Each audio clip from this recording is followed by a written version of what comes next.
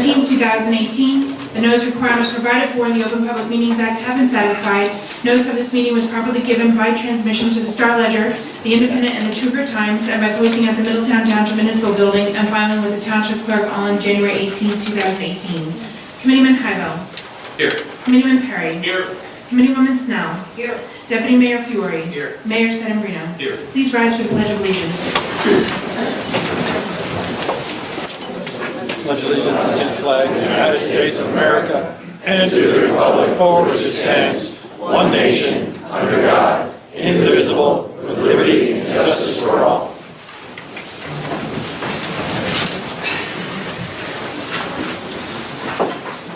At this time, I'd like to ask for a moment of silence to honor our troops serving worldwide, defending our constitutions, freedoms, and way of life.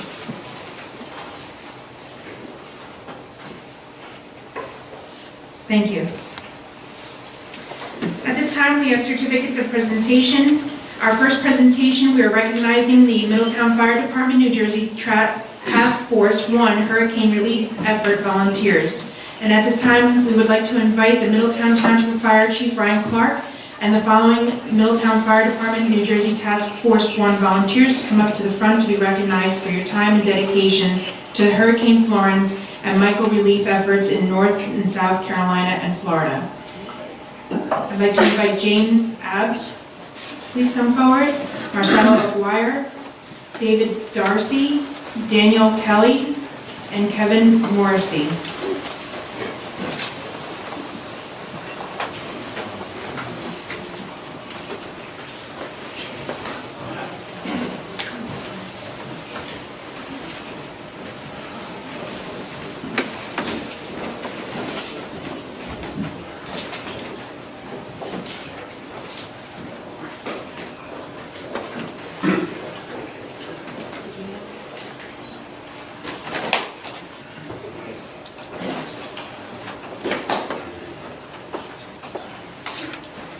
Good evening, everyone.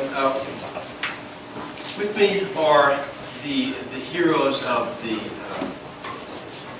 Hurricane Florence and Michael. Just so that you understand what these gentlemen have done and how they represent the Township of Middletown, I just want to take a minute. New Jersey Task Force 1 volunteers. They don't have an idea of what these gentlemen have done or what they do to represent Middletown and the state of New Jersey. Quick show of hands. I want to understand it. Guys, come on. All right, good. So what I need you to understand is these gentlemen are selected by the state of New Jersey to be a member of Elite Task Force 1 to respond to the Hurricane Florence and Michael as recently, and to represent Middletown and the state of New Jersey. And I cannot put into words what they risk with their lives every single time they go out of the state, and I cannot thank them enough for that.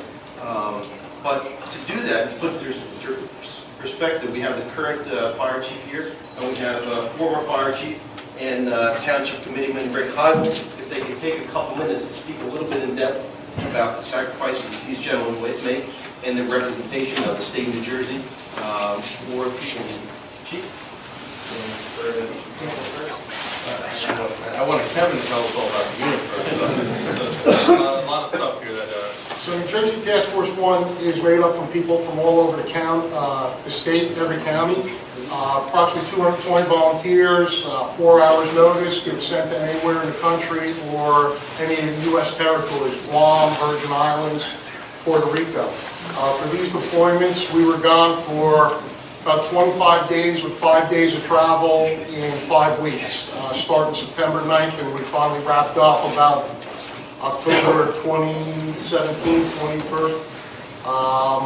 We did a little over 320 square miles of searches in Florida, 16 rescues, 3,390 animal issues that range from family pets to livestock to some very angry emus or something.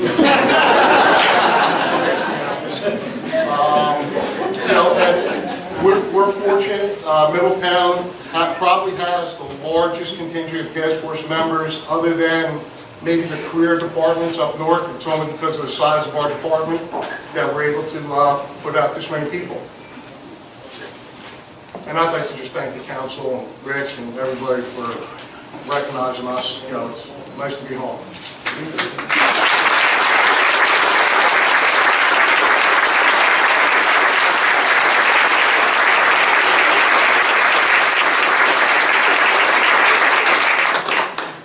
So in recognition of, and Chief, did you want to say a few words? Actually, if you don't mind. Of course. So Kevin so eloquently put that they deal with a whole bunch of different things, right? From animals to homes to individuals to everything that they do. A little background on each one of these individuals. Kevin is an ex-captain out of Middletown #1. He's been a member of this department for 30 years. He's a friend of mine. Actually, everybody up here is a friend of mine. And they're friends of most of the people in the department. Danny, ex-captain multiple times over. And I forgot to mention Kevin as well, an instructor at the Fire Academy, so is Dan. They take their experience and they move it from not just Florida or South Carolina or wherever else they've been deployed, and all the training that they learned through the USAR team, they take it to our guys. And our guys are better for that. Dan, ex-captain as well, a director of our Fire Academy for many years and still an instructor with us, also a police officer in Homedale. Marcelo, well, I got a lot to say about him. He's an instructor at Academy as well. He has not been an ex-captain, but he's a paramedic. He's been an EMT in town. He's a firefighter in town. Jim Abbas, state trooper, trooper of the year actually last year, and not many people know that either. He's had a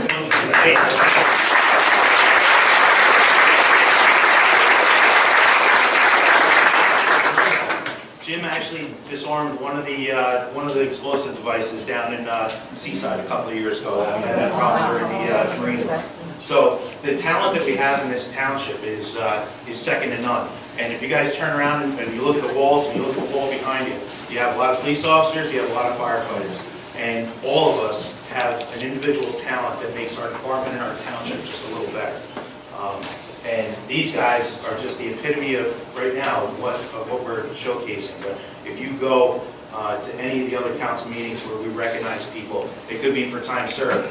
There's a guy standing against the wall over there. He's got more of these hash marks than anybody else in the department. It goes up past his elbow. Another one.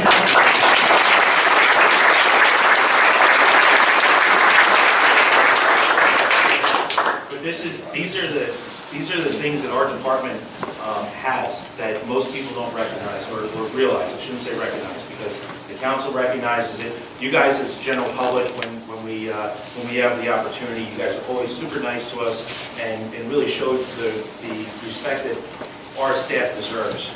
And we can't thank you all enough for that, to the council, to the general public. So to give you guys a little background on what they are is important to me and to what everybody else is around here on the wall. So thank you all for giving me an opportunity to talk about this tonight.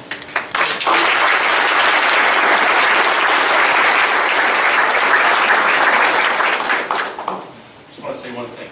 So I always tell everyone that's here that comes to regular meetings, these guys right here are the best of the best. Every one of these guys I've known most of my life, especially this guy, Trouble. But they are the best of the best. And if I ever have to do something, you guys will be the guys I'd be with, just like everyone in this room here. Thank you for everything you did.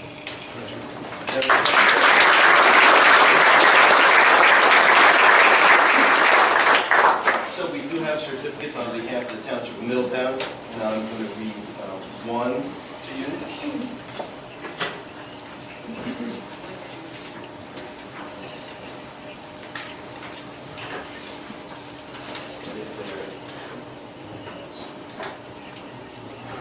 This is to Kevin Marcy, NJTFI Program Manager. Middletown Township would like to recognize volunteer firefighter Kevin Marcy of Station 8 Middletown Fire Company #1 for dedicating his time and expertise to the Hurricane Florence relief efforts in both North and South Carolina, as well as Hurricane Michael in Florida, for a total of 25 days.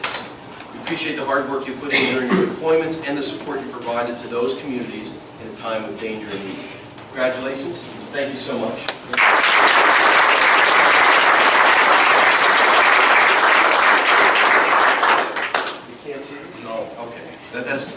reading the committee minutes. So, thank you. Daniel Kelly, NJTFI Planning Manager.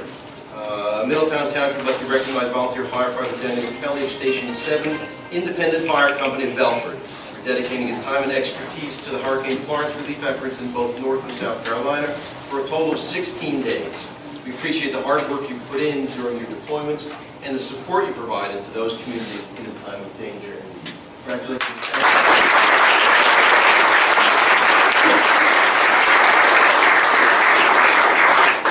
This is to David Darcy, NJTFI Planning Manager. Middletown Township would like to recognize volunteer firefighter David Darcy of Station 11, Old Village Fire Company for dedicating his time and expertise to Hurricane Florence relief efforts in both North and South Carolina for a total of 16 days. We appreciate the hard work you put in during your deployment and support you provided to those communities in a time of danger and need. So congratulations.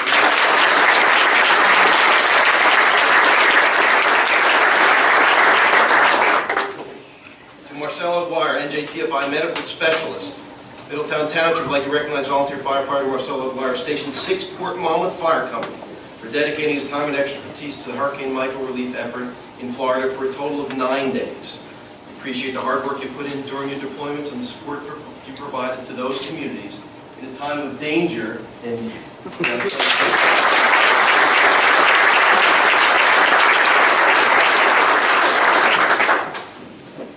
Jim Adams, get that correct? Adams, thank you, sir. NJTFI Hazardous Materials Specialist.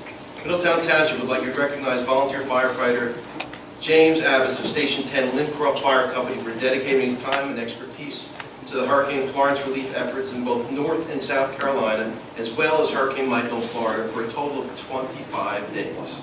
Appreciate the hard work you put in during your deployments and the support you provided to those communities in a time of danger and need.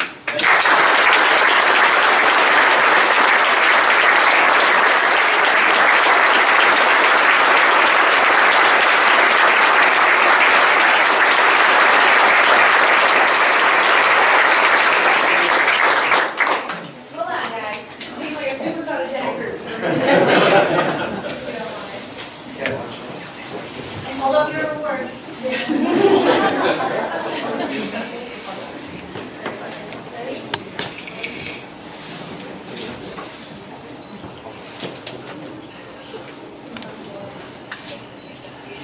All right, thank you so much. Order.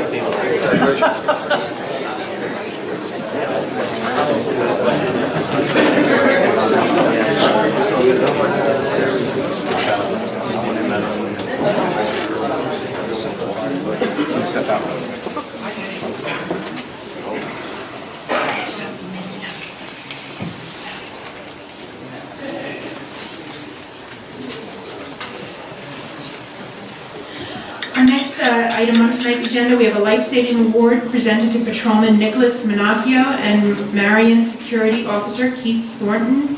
At this time, I would like to invite Middletown Police Department Chief Craig Weber and Deputy Chief Robert Stefanski to please come forward, as well as Patrolman Nicholas Minacchio and Keith Thornton up to the front to be recognized for saving a Middletown resident from a house fire on Saturday, December 15, 2018. Now, ladies and gentlemen, before we go into a little bit of the story here, I'd like to take an opportunity to set the scene. right?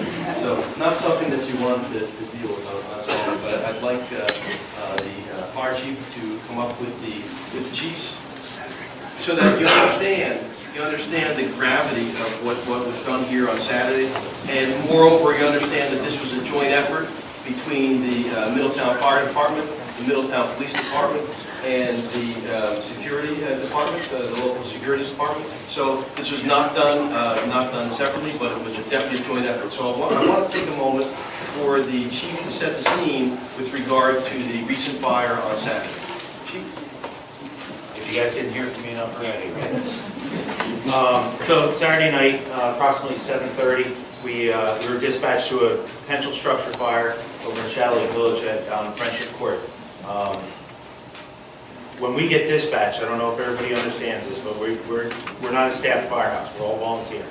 So each one of the firehouses that were dispatched were coming from dinner with their family, whatever they might have been doing, to respond to the firehouse, to get dressed, to go in the fire truck and get to the scene.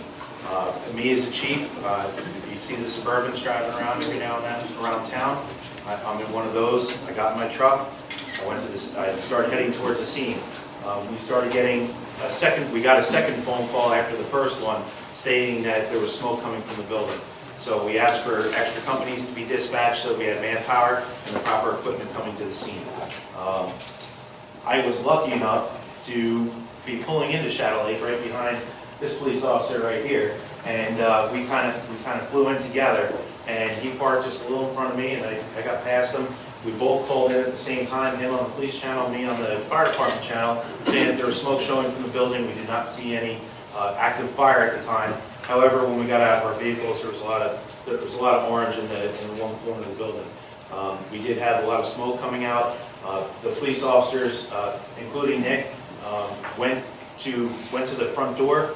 They did exactly what they're trained to do, which was to help protect life and safety the same way that we are. I started evaluating the building.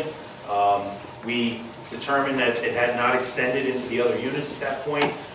The police officers had moved the residents away from the building, some of them getting them out of the building, and collectively, in that first 30 seconds that we were there, we made sure that all life was protected. As soon as that was done for the immediate fire room, or fire apartment, the rest of the police officers started following in behind us. And one of my chiefs, who's not here tonight, Deputy Chief Schweitzer, had just pulled in, and we made sure that everybody out of the adjacent units was out and safe. And the police, and I told Deputy Chief Stefanski that night, who was on scene, that every police officer who was there did an absolutely amazing job in the first 30 seconds to a minute that we were there to get everybody out and safe. As the fire units started showing up, we made our game plan from that point, and our game plan was to keep the building tight. I think at one point you were going to open up one of the windows, and I said, no, let's not do that yet. So what we like to do is try to keep the building as tight as possible until we have water to bring into it, because it'll prevent the spread of fire. So as we got there, the first engine on scene was from River Plaza Firehouse. I brought them right up to the front. I had them extend a line. We got in the front door. Chief Mount, who's right here, was my first assistant chief. Him and my deputy went in with the hand line with River Plaza, tried to make a push on it. It pushed back a little bit. We had to regroup, do a little bit of exterior knockdown, and then get in there and knock it down. We had Lincroft. We had Community Fire Company Leonardo in for a RIP team. Our RIP team is the guys who come in to protect us in case there's a collapse, in case something happens where the firefighters or any of the police officers or the EMS get hurt. They're there to mitigate that responsibility. I had, who else? I had Station 7, which is Belford Independent, come in for manpower. We try not to strip one side of town from the other, so we were pulling assets from around. Station 8 was also dispatched initially. Sorry, guys. They came in with the engine. They actually supplied the water to the scene, and within about 25 minutes, we were able to get the fire under control. But I can speak for myself and Nick, because we were the first two there. And Mr. Thornton here, I'm sorry I didn't get your first name. Keith. It was I'm going to change it to heck, because I was going to say something else. It was a heck of a first 30 seconds to a minute we were on scene. And there's only a few people who can understand what it's like to live on an island. And that's what we call it when you get to the scene and you don't have an engine with water, you don't have an ambulance to get an EMT there, you don't have potentially a fire chief or a police officer, and you get yourself into a situation and you're living on that island. And we've all been there at one point or another through a situation in our lives where you just have to look and go, holy crap, what am I dealing with right now? And it's that 1 second of holy crap and then focusing on your job. And everybody who showed up that night did exactly that. They took their 1 second, took a deep breath, and then went on and did everything that we needed to do. And in an hour and a half, the fire was completely out, overhauled, and we were starting to demobilize our units. That's pretty amazing. It's pretty amazing that the synergy between the police department, the fire department, and the EMS can lead to something that might take other people hours to take care of. We took care of within 2 hours. So I couldn't be more proud of the police department. Like I said, I told the deputy chief that night when we were doing our face-to-face. I told all my firefighters when we had our critique. I told the EMS as well. I couldn't be more proud of being a part of the emergency services because of what I saw that night. And we see it time and time again, but it was just the most recent experience. And the security, you know, he's just there. He's expecting a nice quiet night, you know. It's what could go wrong. Everybody had dinner at 5 o'clock and they went home, right? And he sprung into action and did everything he needed to do, which would give us guidance as to where this was in the complex.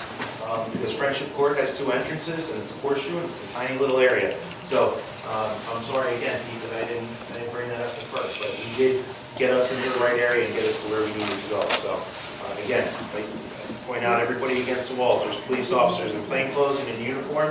There's my firefighters in uniform. There's and we have security guards that are part of these facilities. And everybody made something awesome happen.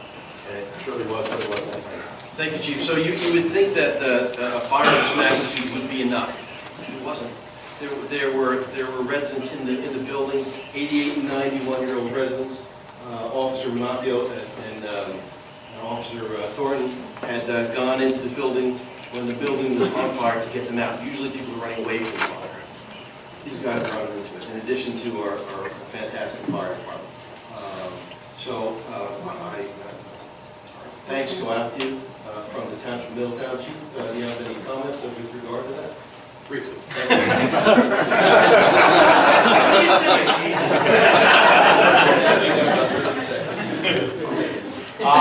Yeah, I want to recognize Officer Donacchio and Keith. I know we use the term hero a lot, but we truly are blessed to have heroes like this protecting and serving our community.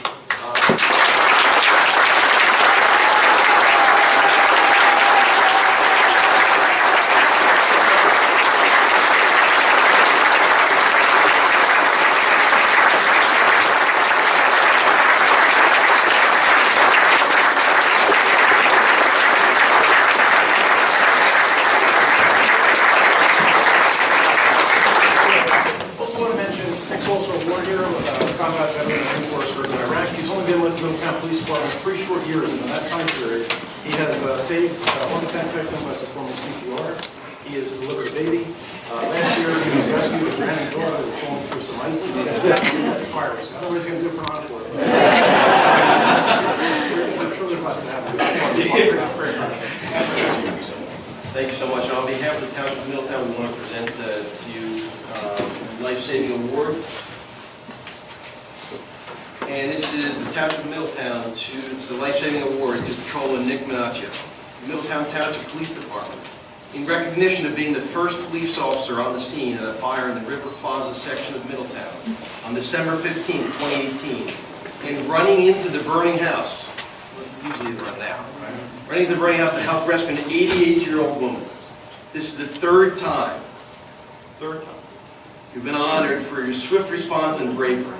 We're so proud to have someone as compassionate and devoted as you to protect our community. You have proven yourself to be a local hero. Presented the 17th day of December, Middletown Township, on Mayor Township Committee, Township of Middletown.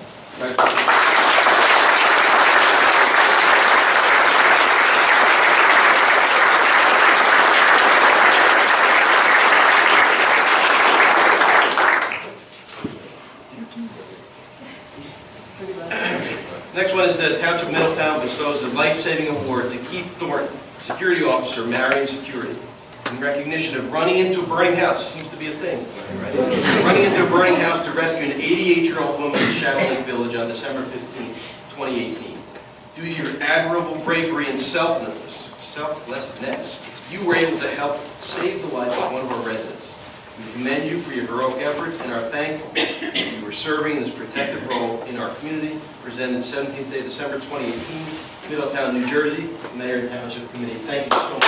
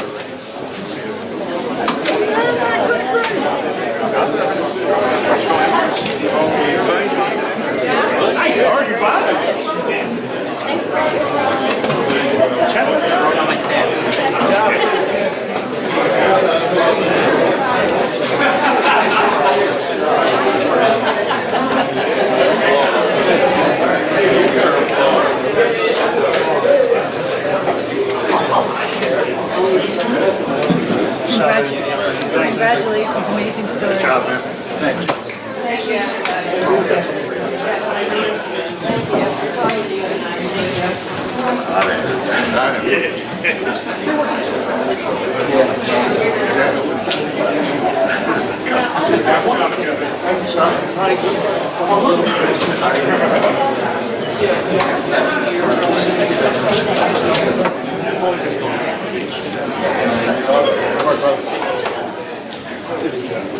Yeah, man.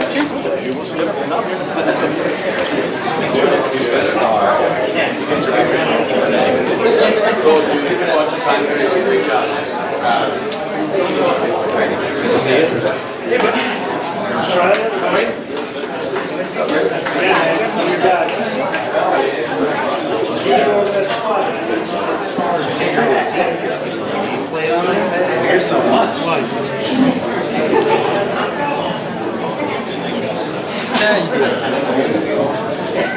Nobody, people will be leaving and disappearing soon, trust me. Plus, doesn't it have an anti-shake feature? It's like on you on the floor. That's what I should have done. Our next item on tonight's agenda, we have the approval of minutes for October 15, 2018 regular meeting, the November 19, 2018 regular meeting, and the December 3rd, 2018 workshop meeting. Second. Committeeman Tybell. Yes. Committeeman Perry. Yes. Committeewoman Snell. Yes. Deputy Mayor Fiore. Yes. Mayor Sedambrino. Yes. Motion carries to approve minutes. At this time, we have public hearing of proposed ordinances. Our first ordinance for public hearing, 2018-3239, an ordinance authorizing sale leaseback agreement with Reverter as a capital lease with Middletown Municipal Complex Urban Renewal LLC for redevelopment of our new town hall building for the Township of Middletown. Is there anyone from the public wishing to refer to 2018-3239?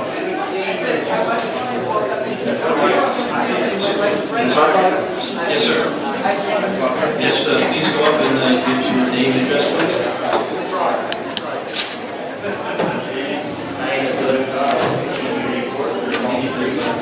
Can you hear me?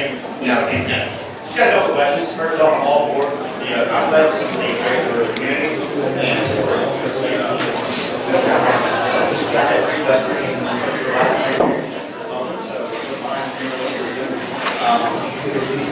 First question I have is, are there any other development projects?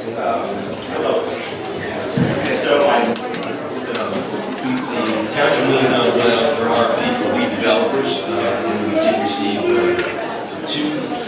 two proposals that we did evaluate and interview and select. So it was a competitive process with regard to the RFP for redevelopment. There's just one other. Tony, do you recall that? AST, I believe. Okay. And what was their proposed cost and lease terms? So I don't think the lease term was provided at that point. I think it was a little early for that. Okay. Will there be any website or proposals and how they were both terms? There's proposals at that point for to select the developer. What's going to negotiate the lease term? Select the developer, the developer is better suited to complete the project. Wait to really start negotiating. I can tell you that one big significant, that there were a couple of significant distinguishing factors that you recall off the top of my head. I mean, this was about a year and a half ago when we went through this process. One was just general redevelopment process involves a lot of factors. It includes background, experience, wherewithal to get projects done, and it also cost proposals, obviously a significant part of that as well. But the overall terms of it it's not just a matter of cost.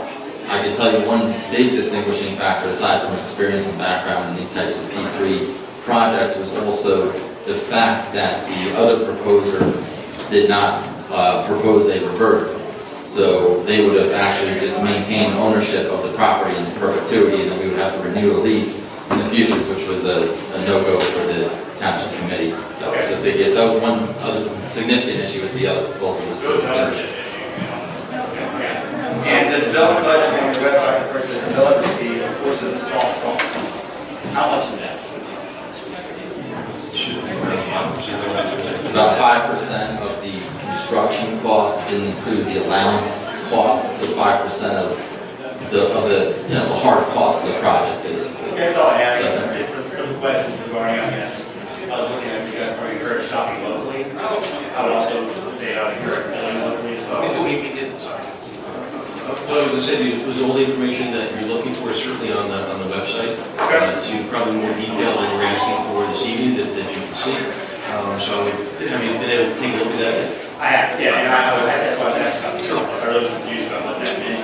So the construction is made of two things. One are hard costs, the things to build brick and mortar for the building. The other things are the soft costs, which are all the engineering fees, the financing fees, the developers fees, things that aren't necessarily bricks and mortar, which you can't build a building without. Okay, thank you very much. That was working again. But the other thing that we also did do, aside from the selection of potential redevelopers when we decided to go the redevelopment route, was we also commissioned a financial consultant to do a complete thorough analysis as to if we were to build the building and scope of the project ourselves without doing this in a traditional manner using public financing, bonding, and things of that nature.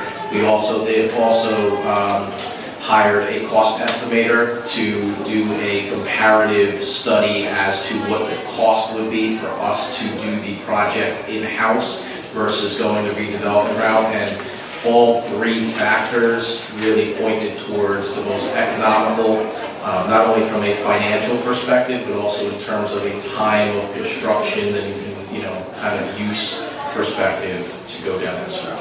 We'll call it that. Correct. Okay, thank you very much. Thank you. Thank you so much. Thank you.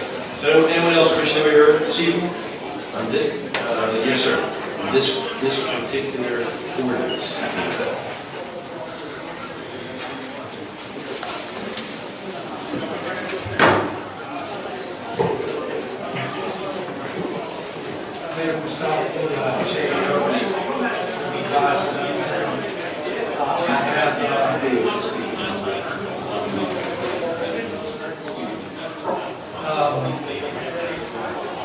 I have a schedule here, and the projected tax impact fact without any offset being applied. The first column is existing debt payment of about $68.5 million. The second column is projected lease at 5.10%. That's $109.5 million.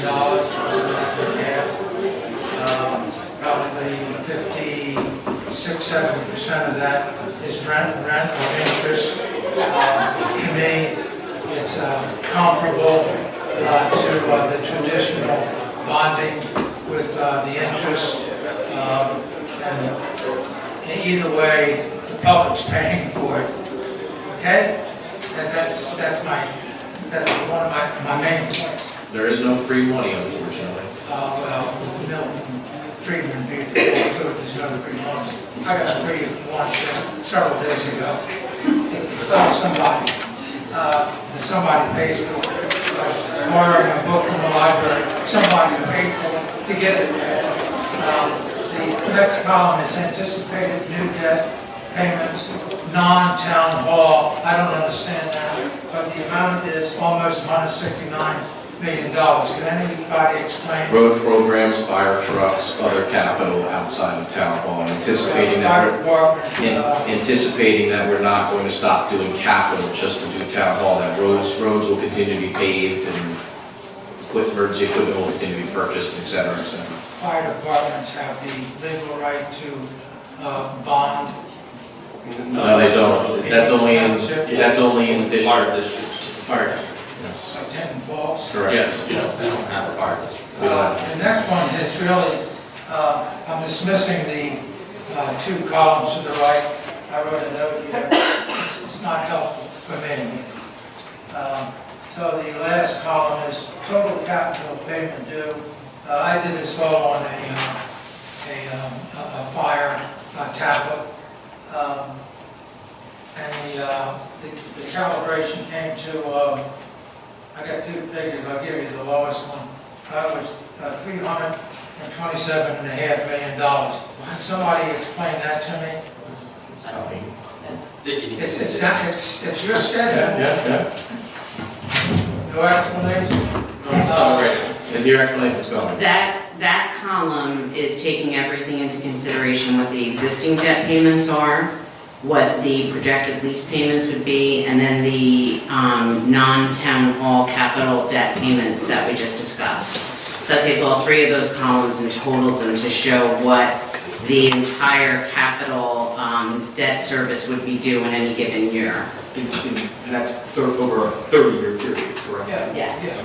Does that also anticipate debt rolling? And one of the statements in the agenda is that this is being done expeditiously. Absolutely. It could be facilitated at great speed. But at any rate, there's a number, and for the record, these numbers are not, that I've read, are not necessarily accurate, because that's my addition with the calculator. I didn't get out of my head, it got out of the machine. And I did ask the government administration to provide this through Colonial Hydron or anyone else, and it was not forthcoming. So this is not completely, informative. I'd like to ask one question. If you had gone to the traditional route, we would have what we have in this program, not a rental interest, but we would have an interest for our principal. And I know, having attended many freehold meetings, that the corporation of an institution in the budget system of the county, Monmouth County Investment Authority. And there's two things that if you could have gone that route, you might have gotten the 10% that you managed the 10% if you had put an application in for MCIA and you would have recouped the 10% that you're saying. There's no matching grant to this. The MCIA doesn't provide that. It gives you two things. It certainly gives you the encouragement to do capital spending. For any other name, this is capital spending. Secondly, well, there's a problem with capital spending. There's no cap on it. Right, but Leo, the analysis that we did for our financial advisors, who by the way also work with the MCIA, was using the MCIA capital financing. The analysis that was done looked at, looked at whether it's more economically feasible to do a traditional design bid build delivery process, which is the municipality hires an architect, we go and bond for the money, and we manage the project.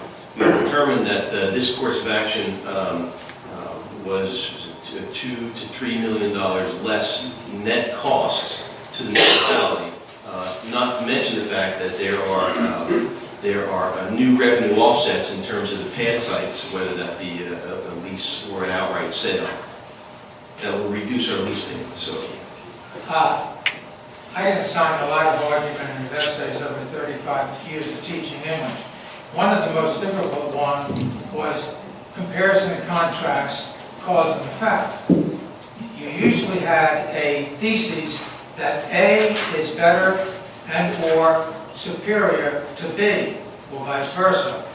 And so you compare the similarities between two, and then the dissimilarities between the two, and you get into a cause and effect analysis with the comparison of similarities and dissimilarities, and you reach the thesis. The old traditional, I'm making this up, the old traditional of bonding for capital improvement is better than this proposed ordinance tonight. That's not correct. I'm just offering you a contending viewpoint in the absence of evidence. It's trust, but we can't verify. I don't have any studies, at least two studies. I'm taking your word for it. Are you just trying to be contrarian? What's that? Are you just providing a contrarian view then? This is to be provocative of your own thoughts. That's what I was getting at. I just wanted to be sure. Well, I remember when we took care of Sandy and all the debris, and by the way, we had a storm coming from the west, the Midwest. It was not just Sandy, and we did it expeditiously then. We had Haley Barber, ex-governor for 2 terms from Mississippi, who had a holding company down in... I do have good news for you, though. I do have good news for you. That's better than the traditional method in the contrarian view. The good news is that when you go the traditional method, the minute this committee were to pass a finance bond ordinance, is the minute that we would start paying interest on that bond ordinance, right? But in this agreement, we don't start making any payments for 26 months. So the time that the construction is happening, we are not taking taxpayer money and funding and financing for something we don't have. It's the equivalent of a normal resident building a house or buying a house and saying you can't live there for 26 months but your payment's due every month. That's the traditional method. The non-traditional method that we've chosen, if that's what we call it for lack of a better term, actually provides a better relief by not paying interest in principal, which I know you and I don't like to do, on something that we don't have.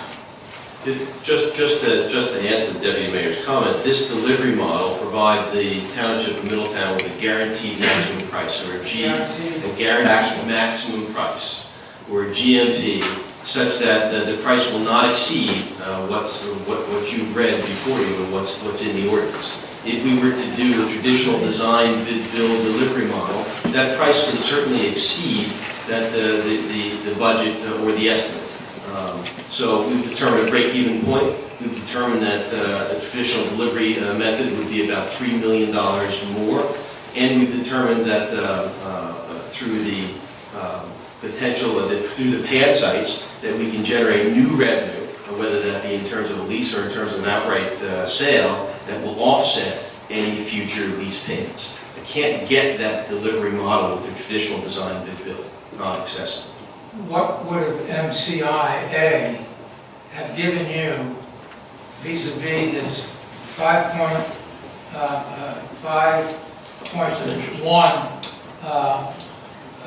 percent, whatever you call it, interest, lease interest, rental interest, what would, MCIA is supposed to, on their credit, the county credit, is supposed to get the township a lower interest rate. So what was the interest rate against $56.7 million?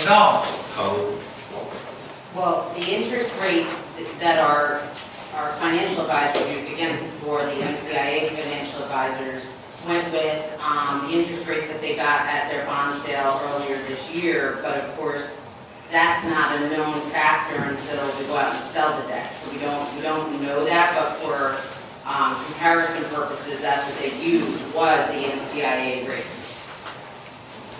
So the comparison was apples to apples at the time. The comparison was the same, was apples to apples at the time, right? But that rate changes as we go. So you're saying MCIA, although it's supposed to... They can't lock the rate. The lower interest rate couldn't get it lower than 5.1%? You don't know whether it... No. It depends when they go out to bond. It depends when the debt is sold, when you go out to market on the bonds. Well, you could have... But that was, the analysis was done based off of the prevailing rate that the MCIA had at that day. And what rate was it? It was 4 and change, it was high 4s. Right, so one of the things that just to comparative purposes is we've actually seen the rate from the redeveloper move from 4.9 at some points. There's a lot of volatility right now in the financial markets, and especially within the 10-year and different bond prices. The Fed moves and interest rates move, but we've seen that rate move from 490 to 510. So the best that we can do is try to lock down where is that moving target going to be. So we actually have built into this agreement a point where if rates were to unexpectedly rise, to a point above 5.6, which could happen, we have the right to say we're not moving forward with the project after a certain time period that the rates don't come back under 5.6%. So there's a 0.5% of margin in there, same thing as MCIA would have when they go out to bond. It all depends on the day they go out. If the market's down 600 points the day before and the 10-year drops 30 basis points, that can have a tremendous amount on your rate. If the Fed raises rates on a Thursday and MCIA goes out on Friday, guess what? You're going to see a worse rate than you would have on Wednesday. So there's a lot of volatility, but we have fail-safes guardrails put into place to protect the municipality in case. You don't have that with the MCIA though. The rate is the rate when they go out to bid. We authorize the bonds, and whatever the free market pays, the free market pays. What Middletown Municipal Complex Urban Renewal LLC, is that a public entity of the public government in this township, or is it a private firm when it starts paying rental interest? Leo, will the council answer that question? So the under the redevelopment law, you have to have a single purpose entity to complete any redevelopment. If we're going to be a redesignated redeveloper, it has to have the words of the township and urban renewal in the title of that entity. So it's a single purpose entity formed for the public purpose of redeveloping the town hall complex. So is it a private? It's a private entity, but it's designed for a public purpose. We're not the owners of that entity. Municipal Complex Renewal LLC. Urban Renewal LLC is a private entity. It says Middletown Municipal Complex Urban Renewal LLC, yes. That is a private Correct. entity in or outside, extraneous to the Middletown government. No, it's a private entity. So a private entity, which I just named, is entering a contract with Brandywine, another private. No. It's a wholly owned subsidiary of Brandywine. It's the same as Brandywine, but it's a single purpose entity formed for the purpose of redeveloping the town hall. The entity you just named. It's where they have all sorts of, every redevelopment project has a separate entity And so, required by law. and so, that's why there's no public taxes going to be paid on the 30-year rental interest. No, the lease payment is No private lease. contract. The lease payments are coming, Leo, the township has to pay through lease payments. So It's just not borrowing, it's not, the township is not borrowing the money itself. The This private entity, is a less expensive, that's what I'm saying, it's a less expensive, more expedient way to go than the traditional bonding method. Yes, but all guaranteed, yes. but they guarantee maximum contract I'm price. waiting for the evidence. And look Thank you very further. much. Thank you. Thank you, Leo. Anyone else wishing to be heard on 2018-3239? Yes, ma'am.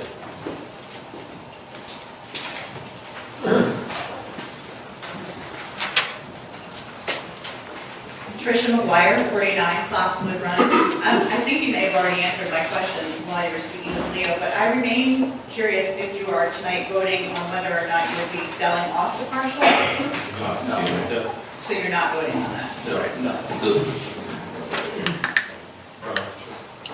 So tonight, well, the sale lease back will authorize the sale of the town hall parcel, but not the pad sites. Okay. So that is an option that the township has to exercise within 90 days of execution as to whether to sell or lease the pad sites. So that's not on tonight, but this is the initial action that will allow that option to be exercised, whichever option the township takes, which will have 3 months to determine whether to sell or do a lease on the pads. And I assume if I have questions about that, I should come back at public comment? I mean, if it's, Well, I'm curious You about the can process you and can ask the... it out with regard to the... Okay, great. I'm curious what you'll be thinking about when you make that decision beyond financials and in terms of the security of our town moving forward and plan. You have said previously, when you're making decisions about Stevenson Park, for instance, that you don't want to bind the hands of future governing bodies. And I am concerned if we lose this property, we are then binding the hands of future governing bodies because, as you predicted, and I agree, the way towns will do business is going to change tremendously over the next 30 years.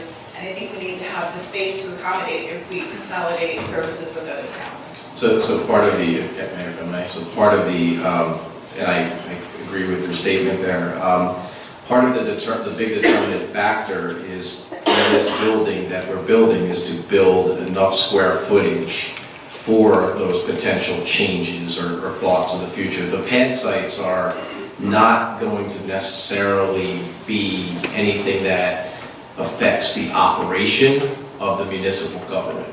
The pad sites are frontage to Highway 35, so to speak, or just other areas. Right now, if you look at the site, there are multiple buildings on this site. Right? You have this building, you have the Johnson Gill building, you have Penelope Lane building, you have a building over there, which I don't even know what the name is. So ultimately, the pad sites will not affect the municipal government services site. I'm pretty confident that we're not tying the hands of any future committee. In fact, I'd say that the difference between Stevenson Park, as I said in the last meeting, is that this is improving a facility versus binding a future governing body. If they did this 20 years ago, we wouldn't be having this conversation today, but they did it 60 years ago. So, but that's the determining factor is going to have to be, on that, it's a purely economical / what the potential use can be determination. If the pad sites were adjacent to the proposed municipal building, then I would concur with your statement that it is restricting any expansion of the proposed municipal building. Since they're not adjacent to that building, and there can be potential additions in the future from future governing bodies to expand the building for potential additional shared services, that's not mitigated by the potential sale of those pad sites, just because they're locations. Leases, yeah. Thank you. Okay, thank you. Anyone else this evening? 2018-3239. Sir? Thank you. I'm Don. Microphone first, please. Don Adler. Thank you, sir. I live on Neal Street, and I read through the, not totally familiar with all the original. I would just read the did read the agreement to some extent with the recorder. I have just a few questions. One, there was no exhibits attached to the document that I found online. Are those exhibits available?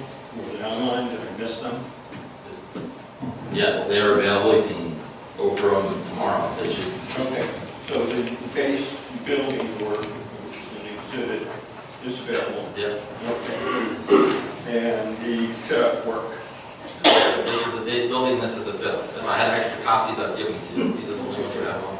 So my questions have to do with the risks that the town may incur under the financing package.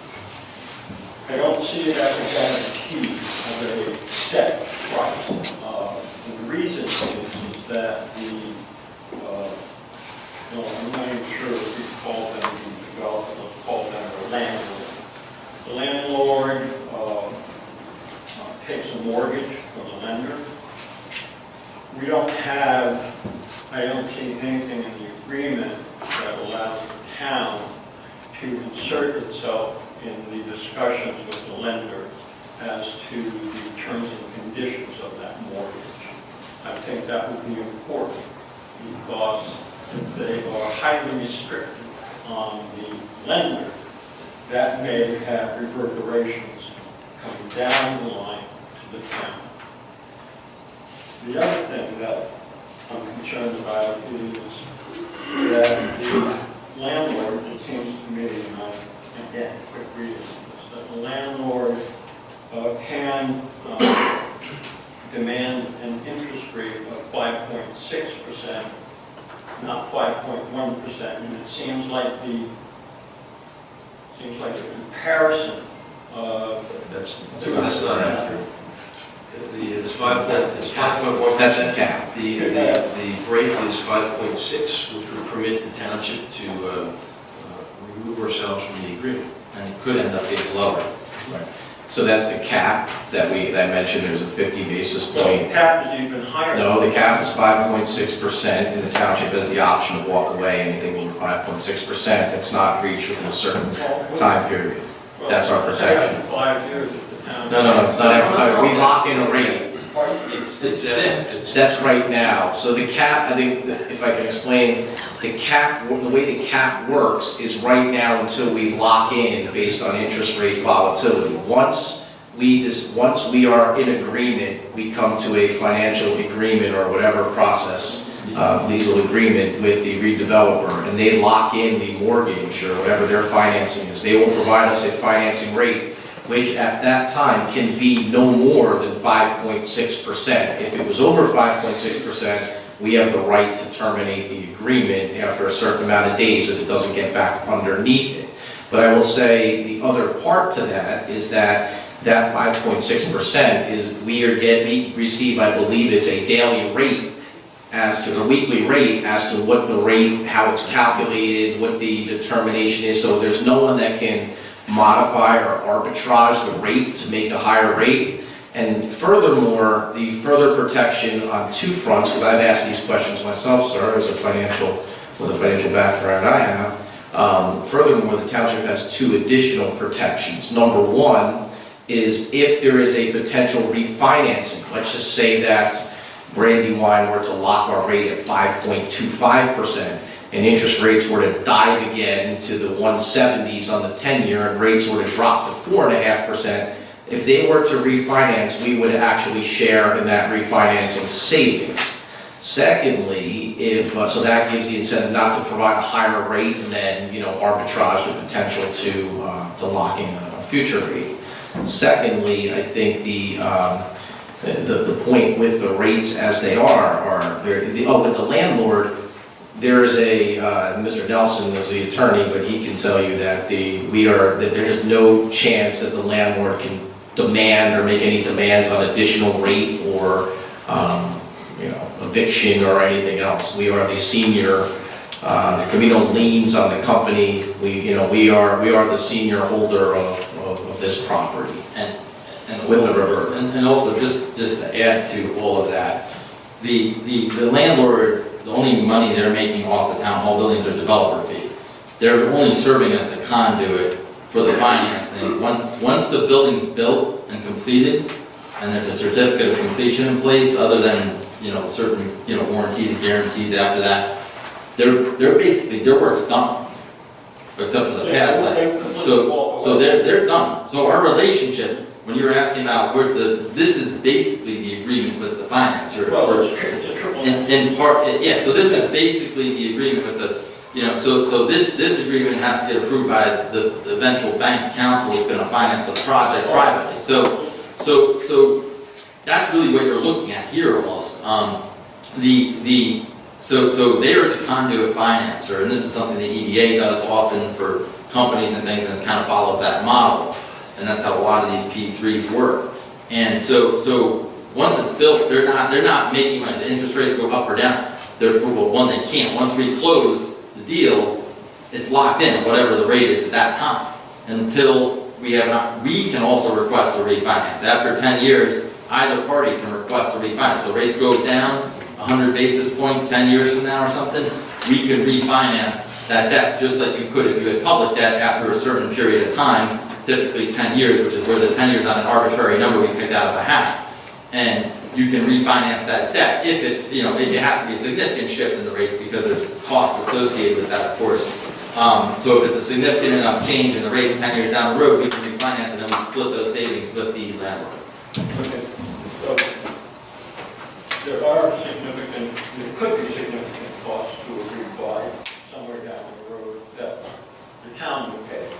No, we wouldn't pay it, we'll split the cost, and we split the savings. So, for example, I thought I saw here that if there is a refi, and there's a prepayment penalty, would that come into effect? If the prepayment penalty on 55 million loan is just 1%, would that, under law agreement, All expenses are shared and savings are shared. If there's any, the expenses we would have would be legal fees, would be appraisal fees, things of that nature, bank fees, things of that nature. There would be no other penalties other than, after the 10-year period. It's all, and then those fees get split just like the savings would get split on there's no if under the mortgage After 10 years. between the landlord and where is the 10-year? It's- Point out, I'm sorry, can you point out provision that says 10 years? I missed that. It's in the, I apologize for asking you to do that. I think it's in the, sorry, it's a lengthy document. Very similar to public financing, the conduit, if we were to use the MCIA or conduiting the MCIA, it's not the same, but it's a similar concept. The other part to it is when you do a public bonding deal, you may have 10-year non-callable bonds where you can't call the bonds to refinance. So Section very similar. Section 4C. Sir, to your question, Section 4C with regard to the 10-year threshold. I'm sorry. Section 4C, under the basic rental section. C. Okay, so the township committee does not see any risk downside on the financial regimen that you be accepting of this agreement. There would be. From what we've explained to you this evening with regard to guaranteed maximum price, there will be more risks with the traditional design of the build delivery model and higher costs. Just as a hypothetical, and I read this under, and I appreciate the spending of time. Paragraph B, under section 4, rent, paragraph B, on page 7. The town administrator's lot for the loan, the basic rent should be due finite and not subject to further increase. Furthermore, and this is really, however, the interest rate increases more than 5.6%. Using the same formula, I quote, the town shall have the option of terminating this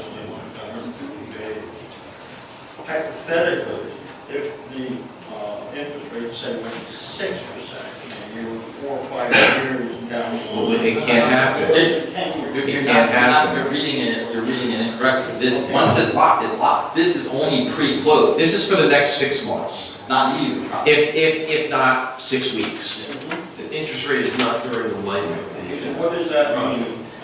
What that means is there's interest rate volatility in the marketplace right now. So we can't guarantee a rate right now, but the rates can financially impact us dramatically if they were to rise significantly.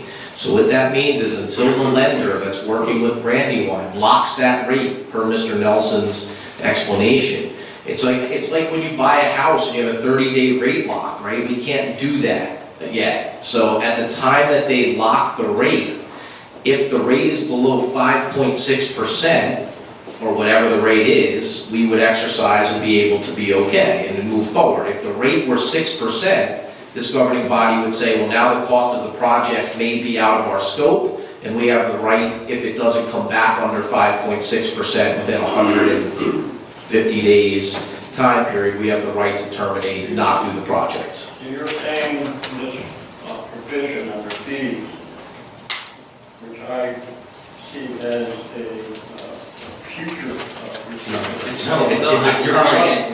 current. You have to read the whole section in its entirety. All right. You can't just, I think your problem is you're focusing on this one paragraph and not looking at the rest of it. And you're saying it's not protected? No, it's only, once the closing takes place, that is the rate for 30 years, unless we decide to refinance collectively 10 years from now.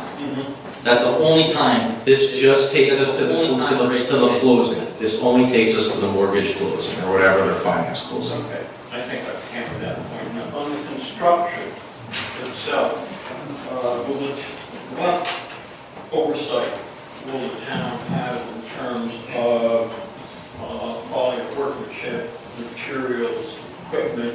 I don't see anything in here. And I'm concerned about the provision that once the town accepts the building, the leased premises, the town becomes 100% responsible for all, for any workmanship, material, defects, whatever. The town becomes 100%. The landlord seems to, under this transfer, not seems to, the landlord transfers the guarantees of any of the contractors, material suppliers to them. It's a concern. Sir, I can answer your question. So your question is with regard to the workmanship and the quality throughout construction. Are we going to rely solely on the redeveloper for that? And the answer is no. The township will hire an independent third party engineer to review the work as it progresses and report back to the governing body, a clerk of the works, if you will. Okay. So we will execute that agreement that is separate and apart from this agreement, number one. Number two, with regard to your question, when we take control of the facility, if there's anything that goes wrong, does the developer have to come back and fix it? And the answer is we will require a 2-year maintenance bond as part of this project, such that within the first 2 years, the redeveloper needs to come back and fix anything that goes wrong at their cost. Additionally, and after that, the municipality will rely on any product warranties that were built into the building that we will then take ownership of. So there are built-in safeguards during construction and after construction with regard to things that can... Say, for example, and unfortunately this has happened, I wouldn't say often, but much too often in large construction projects, that some material defects, say, with effect in the concrete, and the defect doesn't surface for 5, 6, 10, 15 years, the developer has absolutely no responsibility. So if it's $1 million repair, am I correct that the town takes? It's no different than when you build a house. So when any of the concrete is poured, it's tested. There are test results. The results have to maintain the design intent, the specifications.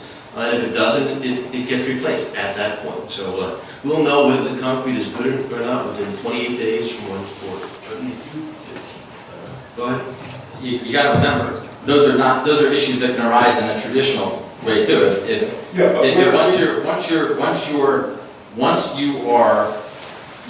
you go traditional financing route, we hire engineers, architects, everybody design the building, go out to bid, we have to bid out for the engineers and architects, and we have to bid out for the actual construction before we can even get a shovel on the ground, and then take a low bidder regardless of whether they're good or not, perhaps. So there's a whole bunch of issues that can arise, and I can tell you, in almost every single significant public project we've had previously done through the traditional process, the Art Center being the last one of them, we had 10 years of litigation after the fact, which is a real big reason why our prior experience has been so bad going through that traditional process. The Stevenson Bridge is another great example of why the guaranteed maximum contract price is so important, and you know, that bridge took 3 years and was way over budget. So there's, I mean, I could go example, but getting back to your point, once the maintenance period in any public project, once the maintenance period is lapsed, I mean, and an issue arises, that's going to be a problem regardless of which process you use. So after the Getting back to my original point, Mr. Nelson, where you, when the town entered into a contract with the builder, say, for the Art Center, town had responsibility to oversee the contractor. We'll do the same here. Without We'll do the same here. Without any interference. We'll do the same here. Okay, so there's no, it's a clear line. Yep. And road. The clerk of the works will work. The clerk of the works will work for us, not the redeveloper. Okay. And that will be in some contract? There's a third party that this governing body will execute an agreement with, independent of the redevelopment agreement, that will review the design and construction as it progresses. They will report directly to the township. And there are also, even though this isn't pointed out, but we can't really get into the redevelopment agreement, which is on in the resolution tonight, but not the subject of the ordinance directly. There's also provisions about that in the redevelopment agreement too. So it was the town committee then, township committee then saying that there are no significant long-term financial risks, that everything that we see in this agreement is what we're going to see over the term of the agreement. That there's not going to be significant increased cost as we've seen in other PPPs. There can't be. This is. Yes, that's what all. Right, no, there can't be. There's no concern. There's a less, one is a set schedule, once the closing, that's the lease schedule every year, boom, boom, boom. We know exactly what the payment's going to be year by year for the next 30 years. In addition to that, there's even lower risk, because there's no general obligation on the taxpayers of the township. If we default, we foreclose, they take the property. If we default on a bond, they can sue us and force us to raise taxes through the roof to pay off the bond. So the risk is arguably lower from that standpoint. And if the landlord/borrower of the loan defaults on that, what is the position? We're paying it. They're really out of the picture. Once the building's completed, it's really between us and the bank. So we're treated then as a, how do you book this? Would you treat it as a loan? It's a lease. It's a capital lease, so it's a capital expense. It's not a general obligation. It's a township, which is why we don't need to go to the local finance board. And is now we make payments to the rent? Yes. Yeah, okay, I missed that. There's no debt service here. I think that's, so you're going to be a party to the mortgage? No, we are the obligee, but we're not a party to the mortgage. Then the parties to the mortgage, the mortgagee, Is taking the risk that we're going to pay.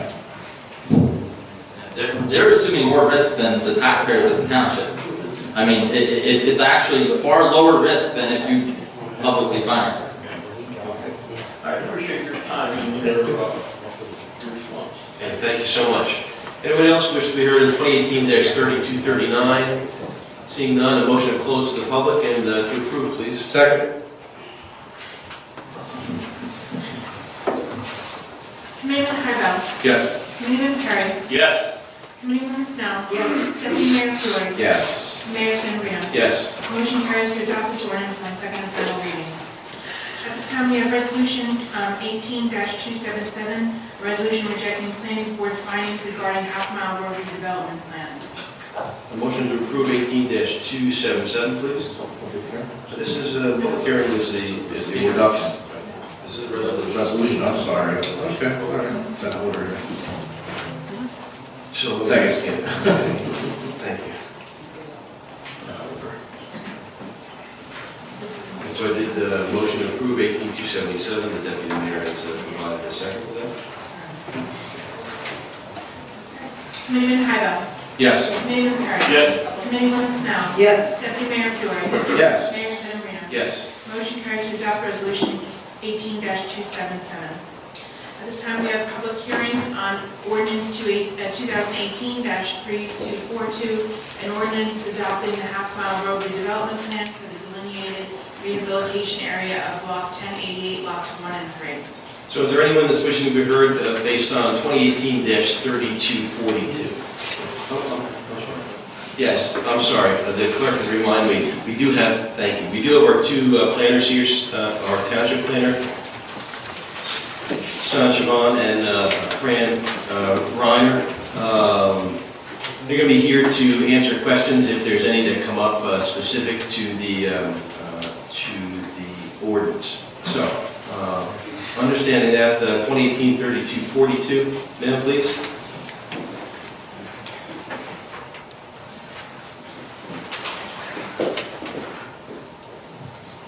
Marion Clickman, 26 Front Green Circle. Just quickly, I just wondered if you could just give me a quick definition of the value and the purpose of your planning board. I'm not sure I follow your question. This question. Well, what is the purpose of a planning board? Oh, ma'am, On this proposed ordinance, you can ask that in public comment if you'd like. I can't ask that public comment? You can ask it in public comment, not about the ordinance, it's outside of the ordinance scope. Well, you just, I think you accepted the rejection of the planning board's findings regarding half-mile roads. That's a resolution, you can ask that in the public portion, but this is regarding this specific ordinance you can ask questions about right now. You didn't adopt number 5? You're I'm not allowed to sorry, do that. excuse my ignorance. That's okay. I answered the question. The only questions that you can ask with regard to this public hearing, and not for the public hearing and not for the public comments in general at the end of the meeting, is specific to the adoption of the half-mile road redevelopment plan only. You can ask as many questions as you like. We have our planners on standby to answer those questions specifically. It cannot be outside of that ordinance. Okay, so why did this property qualify for a redevelopment plan? Can I ask that question? Sure. We do have Fran Reiner here.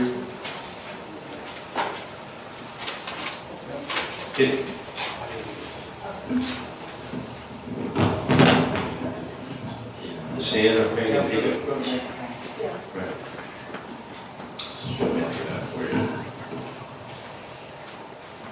So the planning board adopted a resolution, I don't have the dates on the top of my head, but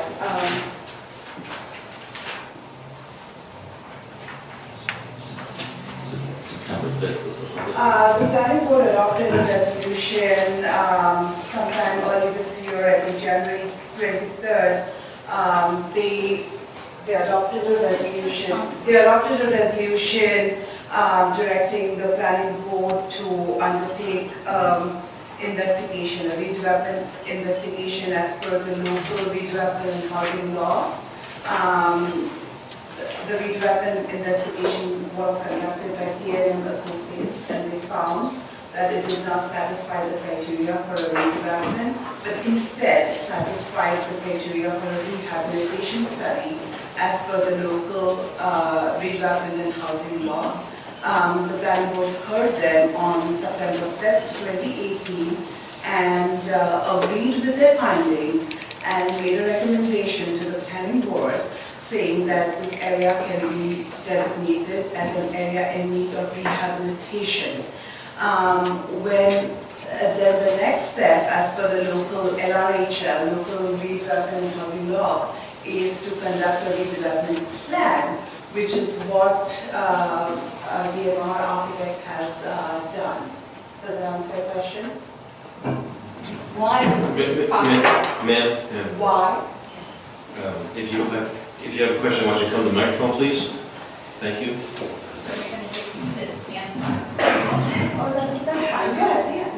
Why was this property selected for development? There, You said you went through the process, but why was this property there, made? again, this ordinance is on the redevelopment plan. There was a resolution back in designating September 17th, designating the area of investigation needed rehabilitation. There's a number of statutory factors that are set forth in that investigation report, which is a public record, and that specifies the specific reasons. That report was prepared by T&M Associates.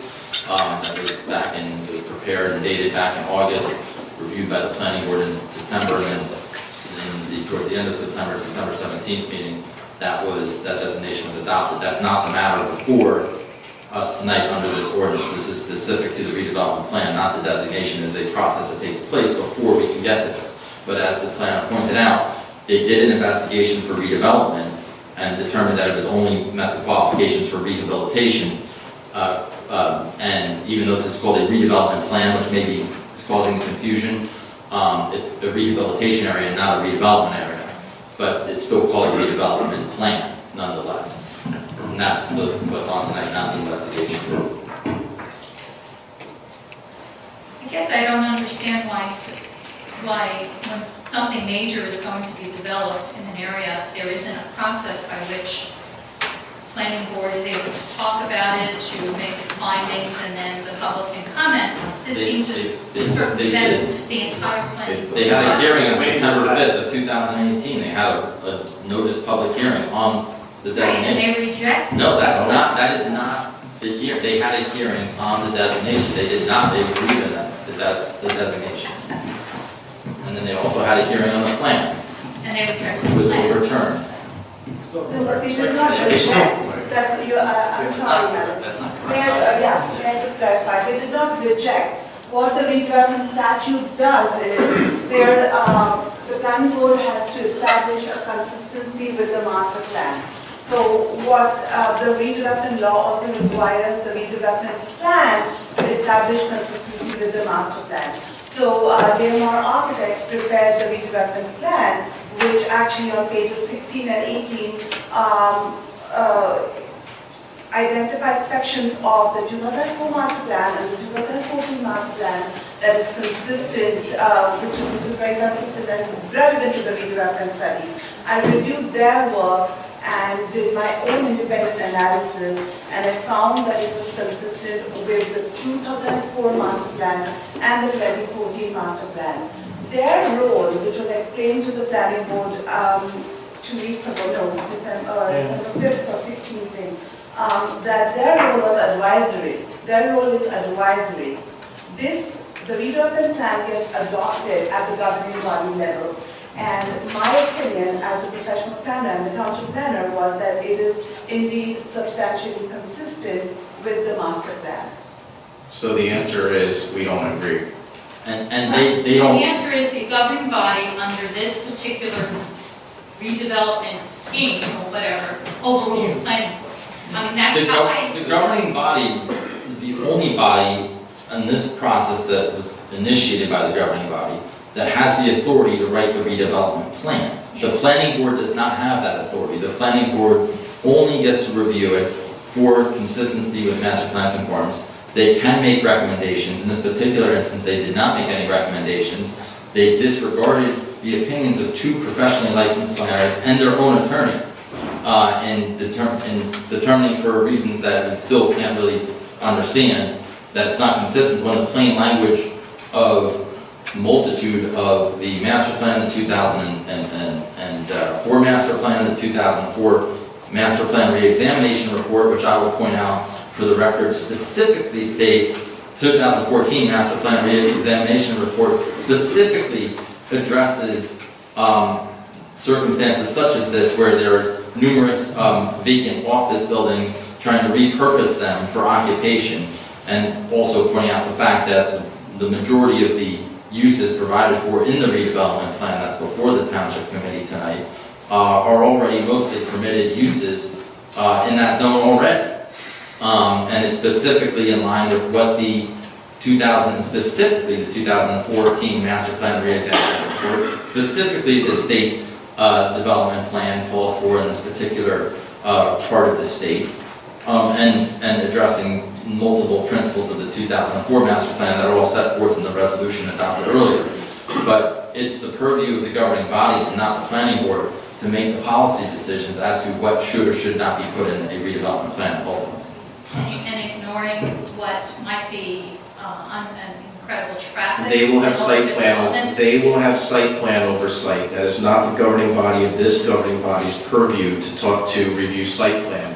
That is what the planning board's job and role is, and they will have ultimate authority of site plan approval. But as Mr. Nelson said, they do not have authority of redevelopment or rehabilitation zones. What they do is they can have a recommendation in which, if you saw the resolution prior, this governing body, in consultation of reports from our planner and architect, do not agree on their determination in an advisory role. But we have absolutely no jurisdiction to their site plan approval or not. We can't overturn their site plan if they feel all of those things are not warranted, and you can go before them if a site plan ever comes to fruition. So you're telling me that this planning board will still have power to reject this entire development if they find that it is Under site plan approval. under site plan? 100%. Yes. When and if the developer makes an application to the planning board, you have full ability, as you always do with any planning board application, to go and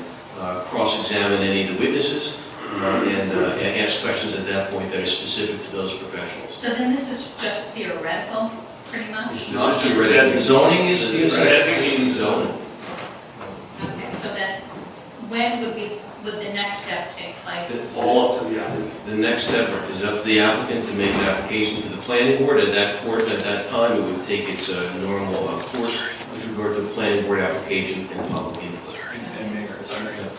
Or our planner and our engineer will, again, make recommendations to the planning board, to those site plans and to that application, which the public will have the ability to comment.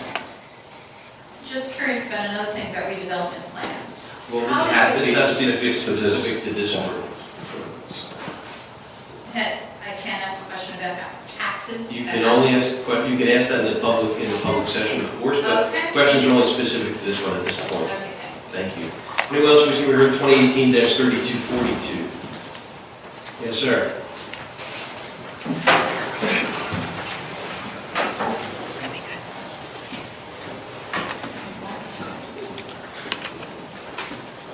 Sean Burns, 880 West Front Street.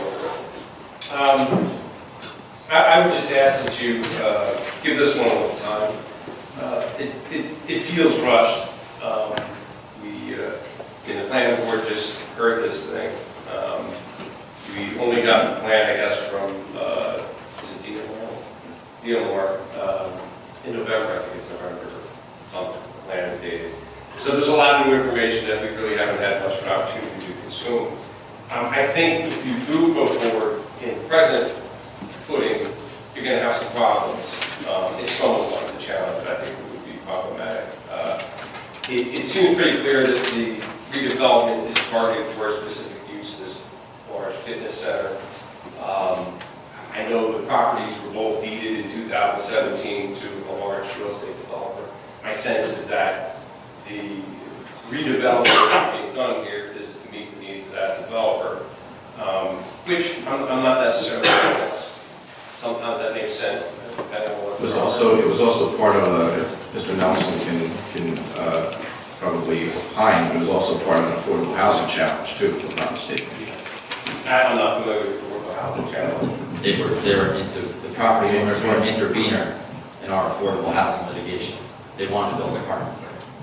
So you can have those if you want. What's that? You can have those I'm too. surprised that's not mentioned anywhere in any of the ordinances or the resolutions, if that's such an important matter of public record filed with the court, still in litigation, so that's all. So we have to search court records in order to get information about the reasons? I'll email you if you're on the court. I don't think that's reasonable. 2015. Yeah, it goes back to. I'm not denying that there's a Territorial report filed, government has that in. but I guarantee you there's nobody in this room who knows anything about that, because it's not in the resolution. It's on the not- website. It's actually on our website since 2015. And does it say that this is being done for that reason? It doesn't say that either. It would be helpful. But I told you that about 2 months ago at a meeting, Sean. I remember I asked about this, I brought this up, I Yeah, didn't know what this We was, talked about it. and there was no mention of fitness facility or anything like that. I had no idea what was being proposed. But I do now, because now we have a plan. And this, one of these lots, somebody paid $7 million for last year, so it raises the question of, how much for rehabilitation. And again, I'm not even saying I'm against it, I'm just trying to get the information so I can make a reasonable decision about it. I think you have a problem that the original resolution that goes up, comes back, and you're seeking approval for a rehabilitation for 4 lots on 2 blocks. That gets shot down by our own township engineers, and they say, no, 2 lots, the other 2 lots can't even qualify. That's not correct. The other 2 lots do qualify. They're still in an area needing rehabilitation. This redevelopment plan only qualifies to certain lots, to the specific lots referenced here. The other lots are still in a rehabilitation area, and there can still be additional plans done for those later on down the road. They didn't qualify for redevelopment. Not for redevelopment, but for rehabilitation. I misspoke. They did not qualify for redevelopment, which was the initial. Neither did this. I know. So they're all saying rehabilitation. So you then backtrack and say, okay, let's see if we can get it for rehabilitation. No, I think No, he's misunderstood. He's using redevelopment plans synonymously with redevelopment investigation. Two different. A redevelopment, a 4 redevelopment. lots initially. Yeah, and there still are. There are 4 lots that are all declared in need of rehabilitation. If you go back to the resolution that was adopted in September, you will see all 4 of those lots included in that designation. You will see all 4 of those lots in the investigation report. This redevelopment plan, nobody went back and redid anything. We're just planning separate areas for separate portions of the designated area. You're confused, so a redevelopment, because... So there was never a plan to do this as one development? No. Okay. No. Fair. The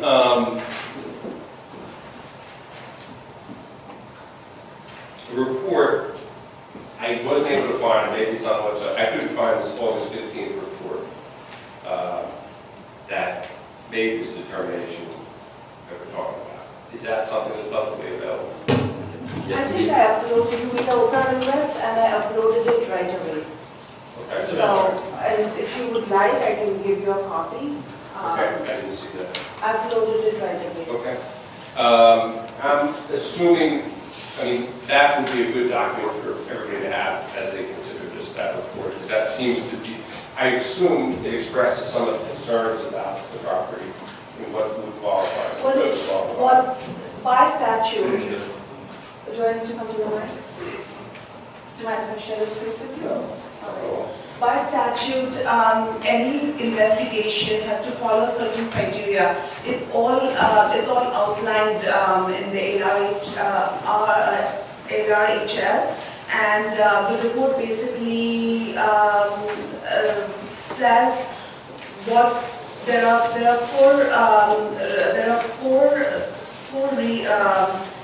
four reasons that they need to satisfy one of the 4 criteria, and it satisfies the criteria of underutilization and vacancy, which is why it was designated as an area in need of rehabilitation. And that process happened 3 months ago. It was properly noticed, and the planning board made recommendations. But exactly, that report though has never been part of it. And maybe, I think it's attached as an exhibit to something that I looked online, but I can't find it. It's about 100 or so pages. Yeah.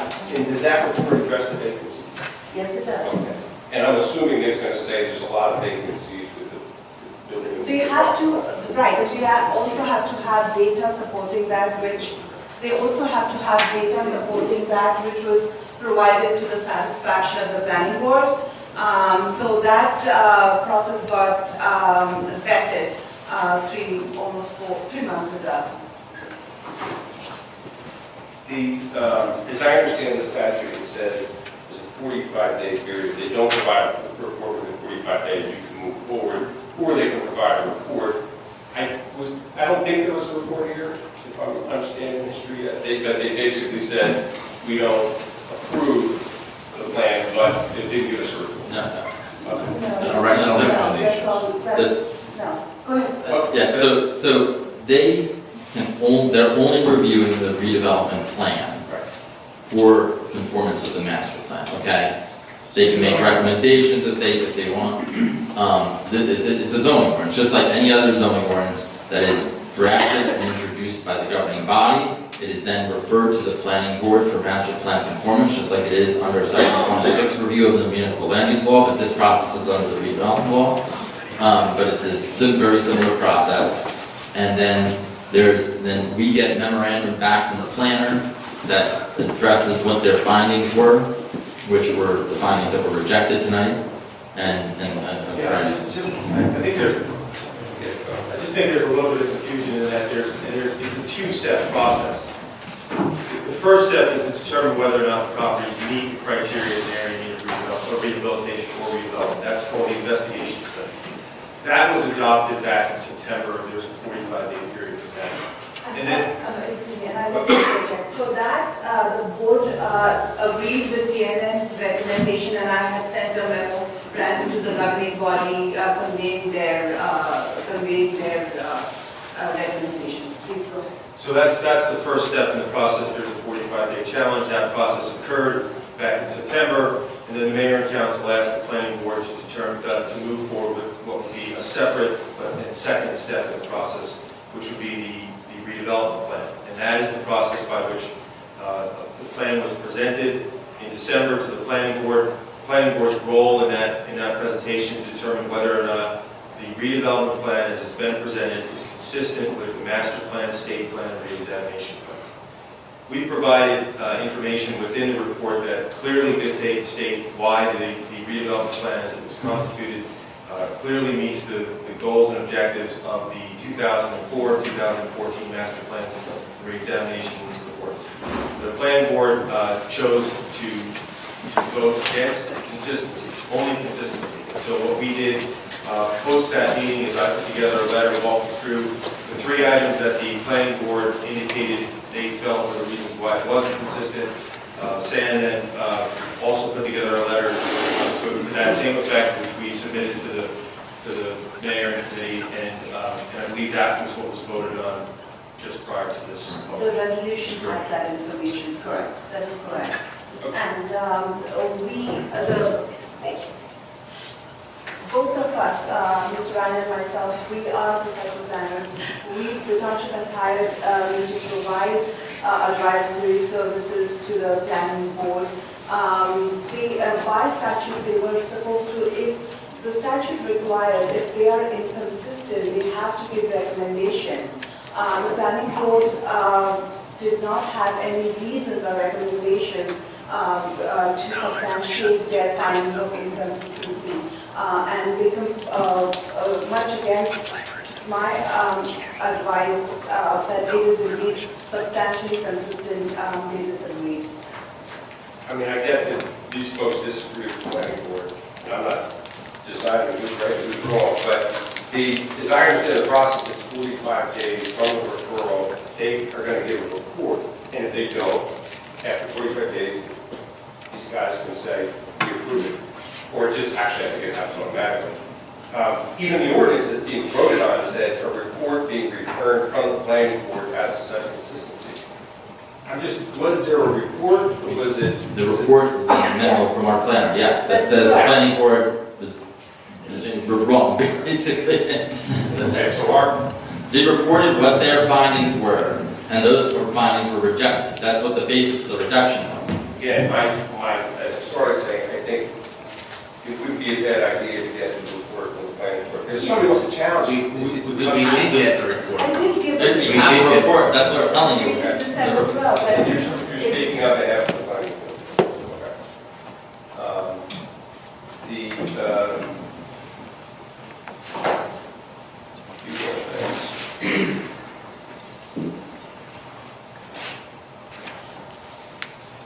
I know there's a parking garage, I think here.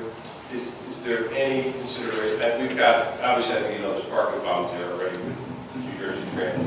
Any of that being taken into consideration, activated?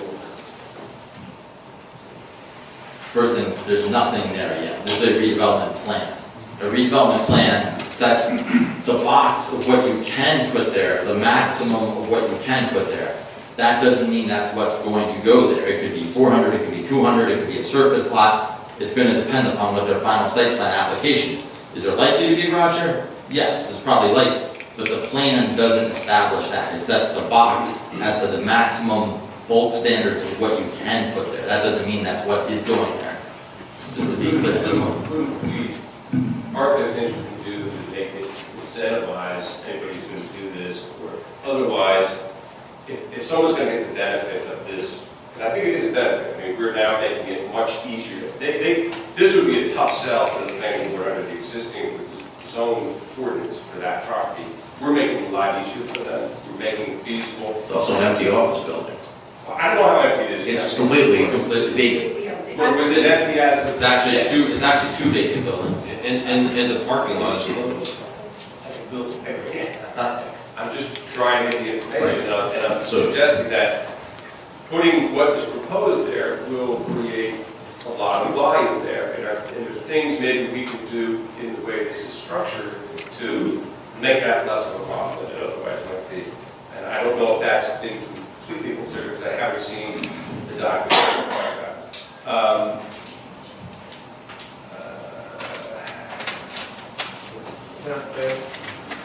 So just again, I think you said this, Brian, but I want to make sure that you say it again. It's important to note that what's being proposed is holistically consistent with what is permitted in the existing underlying zone.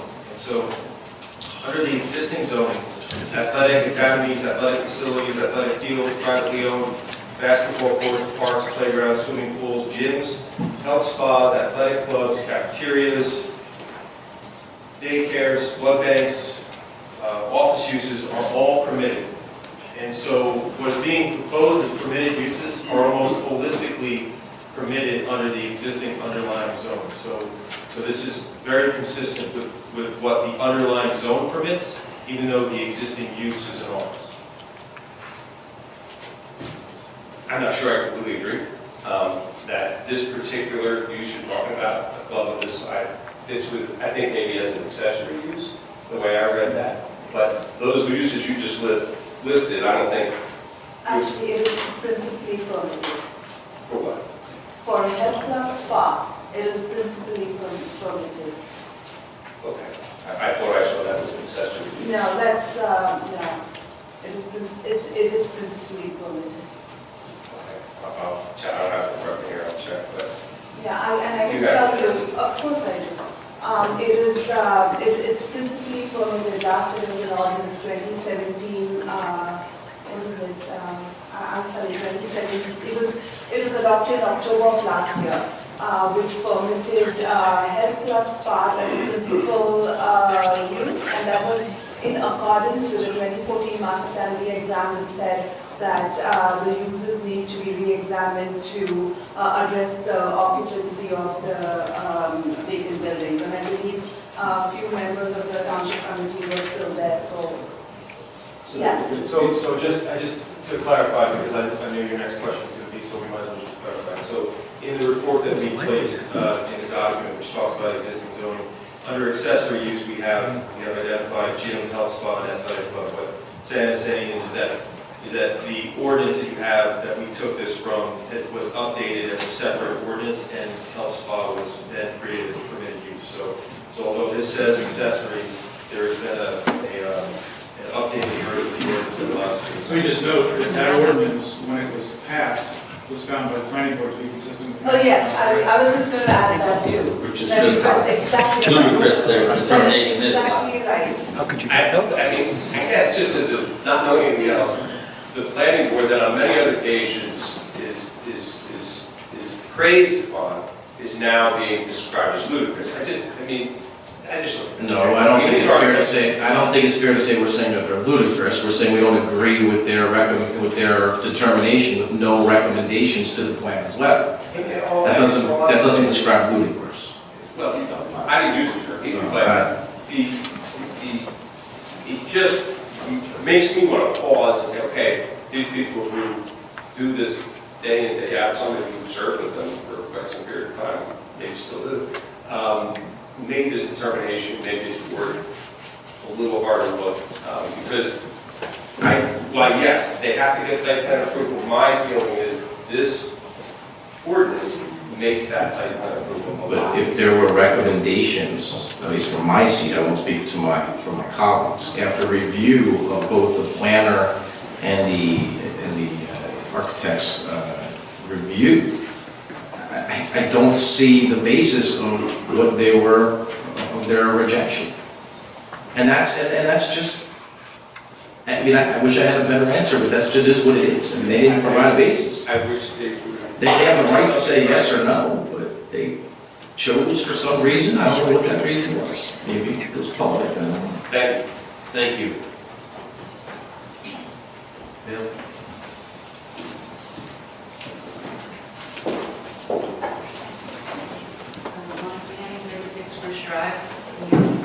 Yes. Okay, I was at that meeting, and a few things were kind of interesting to me about how that meeting kind of was established.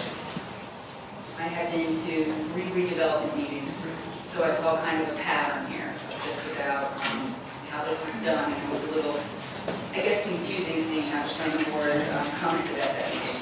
So first thing I wanted to address was, they did make some comments there. They might not have put it in writing for the planner, but one of their comments was, can there be direct parkway access?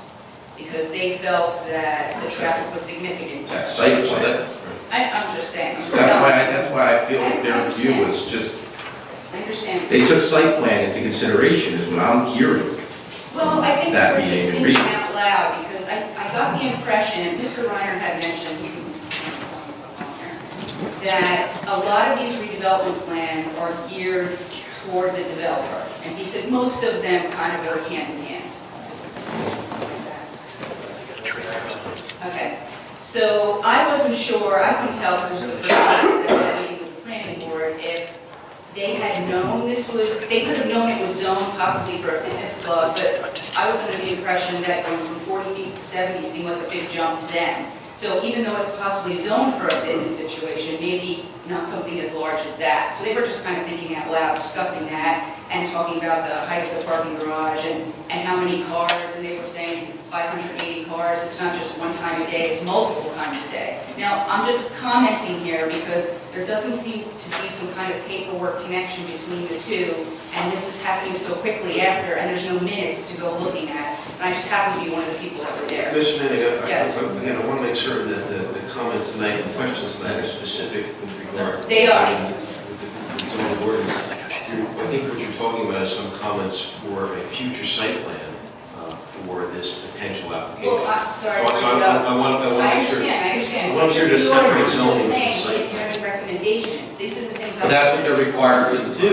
We didn't get recommendations. So just to be clear, I was at the meeting, and to me, those sounded like recommendations, like, did the township look into possibly some kind of connecting with... There's site plan recommendations that we can't consider. That's the point. Well, isn't there currently some construction going on over there now? Construction is going to be part of the...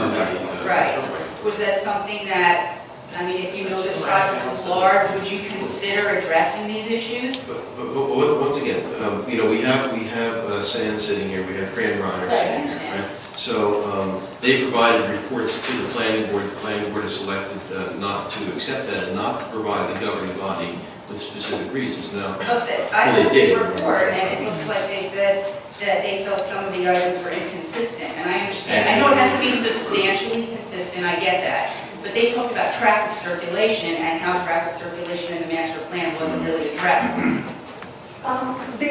Ms. Manning is not wrong at all, but what she doesn't, has not noted, which I don't blame you, I jumped in and I had mentioned to the board that by statute, the redevelopment plan is adopted like an ordinance.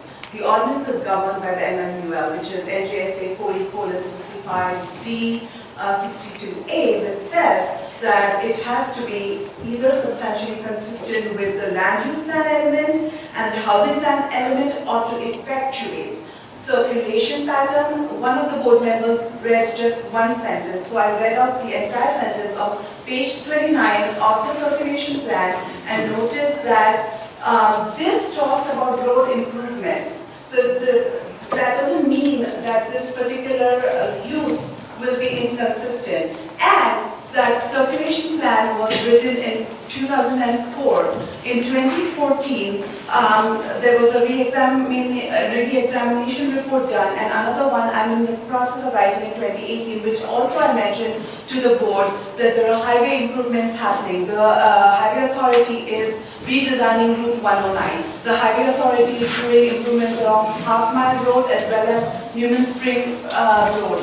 And that when at the time of the site plan, there will have to be a traffic study. So the minutes are not ready yet, but the meeting is recorded, so there's recording of that. So that's what was mentioned to the board. And Ms. Ryan, would you like to add anything else? Just the statement about the 2004 circulation on the master plan. The board did call out and indicate that they were voting that it was inconsistent based on the circulation element, which talks about needed improvements for half-mile road. But the redevelopment plan is not inconsistent with the need to do traffic improvements on half-mile road. They took a jump into a site plan application and made a determination that because the circulation element said there should be improvements, that somehow this plan identifies the need for improvements that haven't been done, and that does not make it inconsistent. So although they indicated that that the circulation element did talk about the need for improvements, the redevelopment plan is not inconsistent with the need for improvements. In fact, as a site plan application, they will have to prove what improvements both on and off site are necessary based on traffic studies. So in our opinion, as a professional planner, that would not be inconsistent with the master plan. I have a question about the traffic study being done. Is that something the town is just going to pay for? I mean, who's going to request the traffic study? The traffic study is not specific with regard to this particular ordinance here. Right?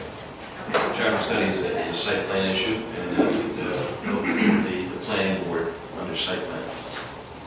Okay, but who would recommend that at that time? Who's going to be in charge of that? And would it just be just for that area, or would it expand a little further?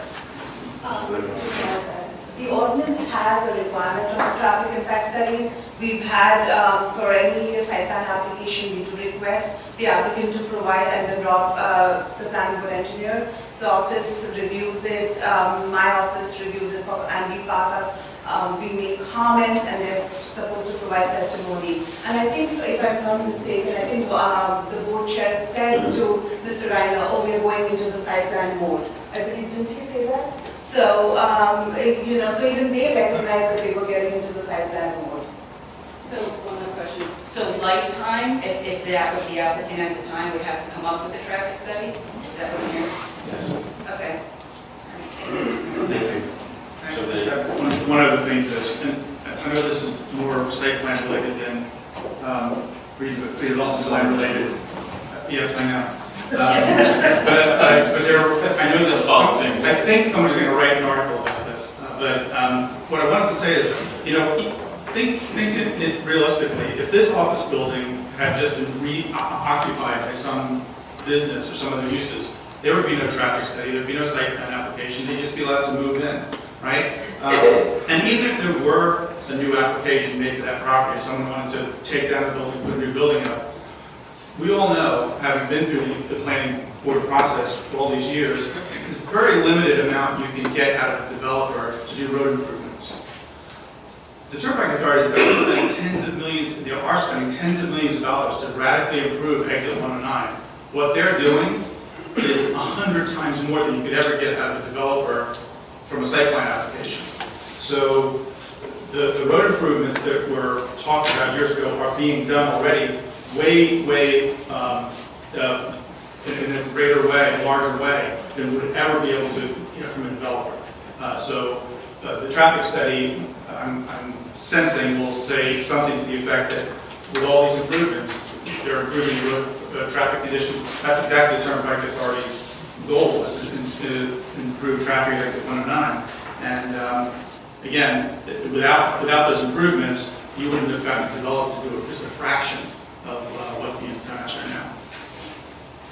Anyone else wishing to be heard on 2018-3242, please? Seeing none, the motion closed to the public and adopt. Second. Committeeman Tyrell? Yes. Committeeman Perry? Yes. Committeeman Snell? Yes. Deputy Mayor Fiore? Yes with a comment. Mayor Sedambrino? Yes. Motion carries to adopt this ordinance on second and final reading. If I may. I'll make my comment now versus public comments on this topic specifically, but again, 99% of the time, this governing body doesn't have the ability to go and look at an empty office building, or one of the things that residents will tell you all the time is, why do they need to build another X? Why can't they find an existing building or an existing use, or fill the existing commercial empty properties, which there are less than you would think, but they still do exist. So I vote yes tonight because there's very few opportunities we have to repurpose a potential empty office, or a current empty office building, and try to bring something else in without having to build a whole nother one, which we know goes over extremely unpopular, and I understand why it would, but very rarely we have the opportunity to vote on something, to be able to repurpose an existing facility that so many write about, and whether it's in the newspapers or social media, or come before this governing body or the planning board, and they say, why do you have to build this place? Why can't you just fill the empty storefronts? Well, that's exactly what this ordinance is doing. And I vote on it because tonight, the affirmative, because I think it's a good repurposing versus having an office building potentially rot away, potentially get affordable housing or whatever, not affordable housing, residential housing. I mean, there's a million other things that this could be repurposed for, but I think this is a great study. I appreciate the work done by our planning department. I appreciate the work done by DMR, Mr. Reiner there. I agree with the planning board. I stand by the planning board, but this is just not something that I think they made a proper recommendation for. Thank you. Our next item on tonight's agenda, we have a consent agenda, which would include resolutions 18-264 through 18-281, and including gravel and mega applications. Motion to approve consent agenda, please. Happy holidays.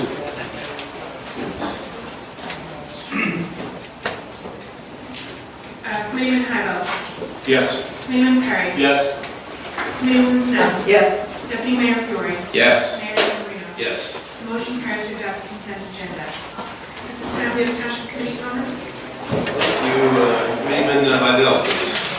Yes, very brief. I just want to commend the fire department, EMS, police department, and security. The recent fire on Saturday night, which all parties worked together, and the training that they all did is all great stuff. To be able to save a life is overall doing a great job again, everyone. And that's all I have. Thank you, Committeeman Hybel. Committeewoman Snell. Thank you, Mayor. I just have a couple of things. I attended on December 5th the graduation of Project Plus. It's a really wonderful program for fifth graders, preparing them for middle school and all the pressures that go along with it. I actually had my granddaughter go there some years ago. Middle school is a big jump for a lot of kids, and they're under a lot of pressure when they get there. And the program itself gives them tools to use when they go to middle school so that they can handle all those pressures, and peer pressure is one of them. And the program itself just gives them power to make good decisions and become strong students in their student community. So I was really happy to see all the kids. They were so excited, and they had pizza, so it was all a good night. The second thing I'd just like to talk about briefly is I want to give a shout out to Oak Hill Academy for hosting Wreaths Across America. They did a fabulous job. It was both emotional and patriotic. It was an all-morning event last Wednesday, actually. And as Committeeman Perry saw along with me, the caravan coming in was, I don't know how many tractor trailers were there, police, and everybody came down from Maine. So all these police cars were from Maine, there are 12. And it was honoring all our service members that were killed in action and also serving right now. And I think it brought tears every now and then. And I just think the students put on an amazing performance. And the morning went by quickly. Normally, if I'm sitting for more than an hour or two, I start to get itchy and I get fiddly. But this was a wonderful, wonderful program. And we're really very honored that Wreaths Across America chose Middletown to come to. So it was really an amazing thing. And I was very, very proud to be there. That's it, Mayor. Thank you. Thank you, Committeeman Still. Committeeman Perry. Thank you, Mayor. I'll just echo the comments of Committeeman Heigl. The leadership that you saw here today, second to none. And it's always great to hear through the media of the unsung hero, right? The security guard who sprung to action, took a leadership position himself, helped guide our fire department, our police department, our EMS, and I'm thrilled that he was able to come tonight and get that, be recognized for the leadership that he displayed on Saturday night.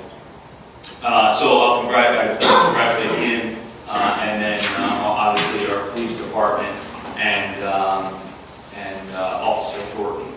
I want to just take a minute. Obviously today was a longer meeting, but accomplished one great thing, something that's been in the works obviously for a long time, and that's the town hall project. I want to thank Tony and Colleen, everybody that was involved, and all the township committee members, Mayor Reno and Deputy Mayor Peoria that were part of the project going back several years. So this project is going to help Middletown bring everybody under one roof, provide better services, better access to our residents, and allow us to grow, allow us to continue to talk about all the shared services that we spend so much time saying we need to do to take the burdens off of our property taxpayers. This building is going to allow us to do that. This courtroom that we're sitting in now, since the minute I was sworn into this township committee, I've heard from the Office of Administrative Courts that this room should not be used because it doesn't have the safety precautions that other buildings have. So while it may sound like, wow, look at this schedule. These are all things that are going to make Middletown a better place, a more efficient place, and I just want to thank everybody, and I'm glad that that's moving in the right direction. And then lastly, the Wreaths Across America, as Committeewoman Snell brought up, I'll tell you the most humbling part for me. There was one little girl, I don't think there was a dry eye in the room, but the most humbling part in the entire day was we were sitting in the first or second row, and at one point all the Gold Star mothers were asked to stand. And we were completely surrounded. There wasn't a person on any side of us that wasn't a Gold Star mother. So I felt out of place. I didn't deserve to be sitting in that row. I didn't deserve to get any recognition. Being there, the easiest thing for me to do was to show up. All those women, all those mothers that were sitting around us it was my honor to sit with them. It was my honor to be there to preserve their memory and, you know, but the streets of heaven are too crowded with people like that and with people that serve this nation. So it was humbling for me to be there. So I'll just say this: God bless our troops in this time. Merry Christmas to everybody. Happy holidays. Happy New Year. Thank you all very much. Thank you, Committeeman Perry. Deputy Mayor Fury. Thank you, Mayor. Everything these three said, I totally agree with, and I won't repeat it, so thank you for bringing that out. You know, sometimes you sit here on the dais in December, you know, in some years you reflect on, this is our last public meeting of the year, so I believe, and I believe that is the way it's going to be. But our last public meeting of the year, you sit here and you reflect and you say, yeah, there better be no other ones. You reflect and you say, you know, was this a year that you accomplished a tremendous amount, or was this a year that you just kind of led the status quo? And if I reflect back a year ago at this time, sitting at last meeting of the year, I would say that I probably wouldn't have envisioned how much progress and success that this governing body and this administration have had, would have in the year 2018. And I'm really proud to be a part of that, and I'm really thankful for all of the great professionals, both administratively and, you know, within this governing body. 3 new governing body colleagues here, that one of which was sitting up here last year, and probably his second meeting, or third meeting at the time. But, you know, just so much. And, you know, the town hall was a big project, clearly, that is probably going on for many years of thought. My colleague, Committeeman Perry, says since he's been on the dais, this courtroom has been insufficient. Well, if he had a term probably ahead of him prior, he would have had that same terminology. And it's only because I thank the administrative law judge for giving us some leniency, as she knew, or they knew, that we were in process of, for the last few years, of determining and making the step forward to put the requisite town hall that this township needs at its size and scope. So, you know, I also commend and thank this governing body, this administration, as I said, a year with another 0% tax increase. I'm not sure how you can continue to accomplish that with the amount of pressures we continue to get from Trenton. I suspect more unfunded state mandates may be on the way every time I read the newspapers or read the legislative reports from the league. That concerns me, but, you know, as we reflect this year, I think it was a great year in Middletown Township. I thank the administrator, the CFO, who I speak to probably more than I probably should, about all these economic issues, and just the residents of Middletown. You know, I think this governing body and administration did a lot this year, and too much to spend another hour here if you wanted me to go through them all. I also echo my colleagues' comments, where I wish you all a very happy, very Merry Christmas, a prosperous New Year to you and your family, and look forward to a tremendous 2019 for Middletown Township. Thank you, Mayor. Thank you, Deputy Mayor. So I certainly do concur with everything that's been said today, and similar to the Deputy Mayor, I won't repeat them. I do want to take a moment to thank my colleagues this year for entrusting the leadership to be your mayor for the remainder of this year, so thank you very much for that. And as noted by 2 of my colleagues, as we embark on this new municipal complex, rest assured, it is unlike any other project that this municipality has done or will do for a very, very long time. It's important that everyone understands that this was many, many years in the making.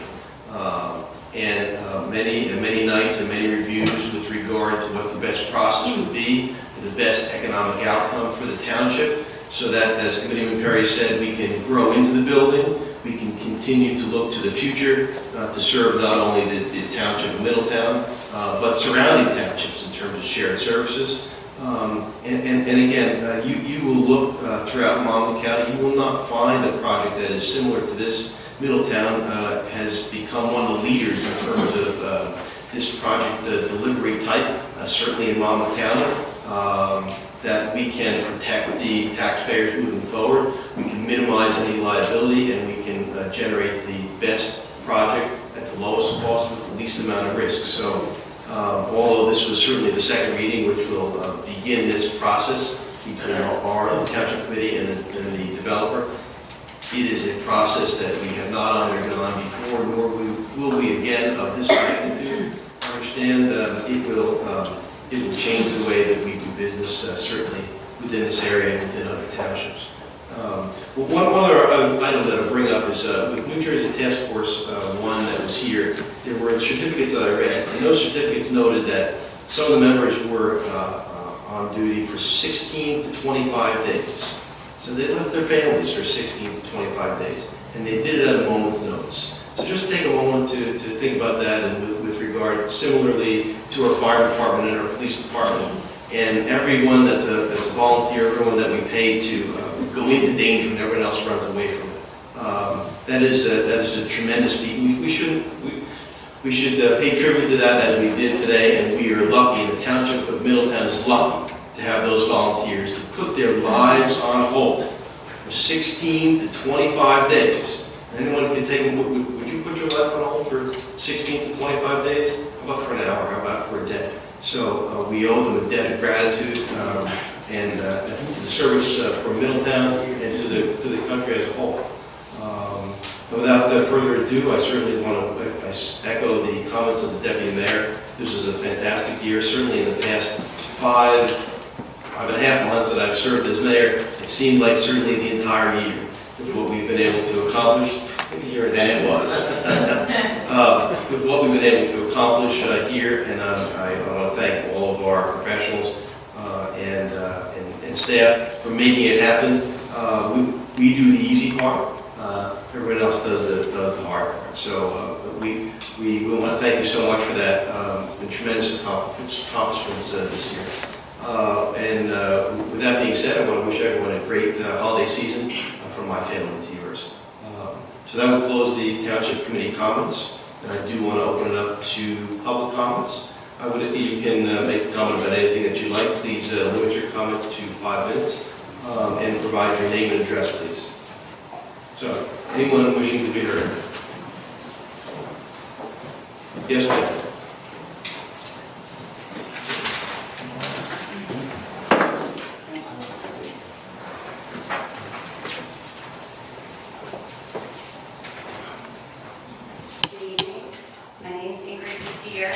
And my address is 29 Coronet Ave in Lincroft. And I'd like to first address Congresswoman Snell about the comment you made about Project Plus. Yes, it was awesome. My son just participated in it. He missed the graduation, but it was an awesome program.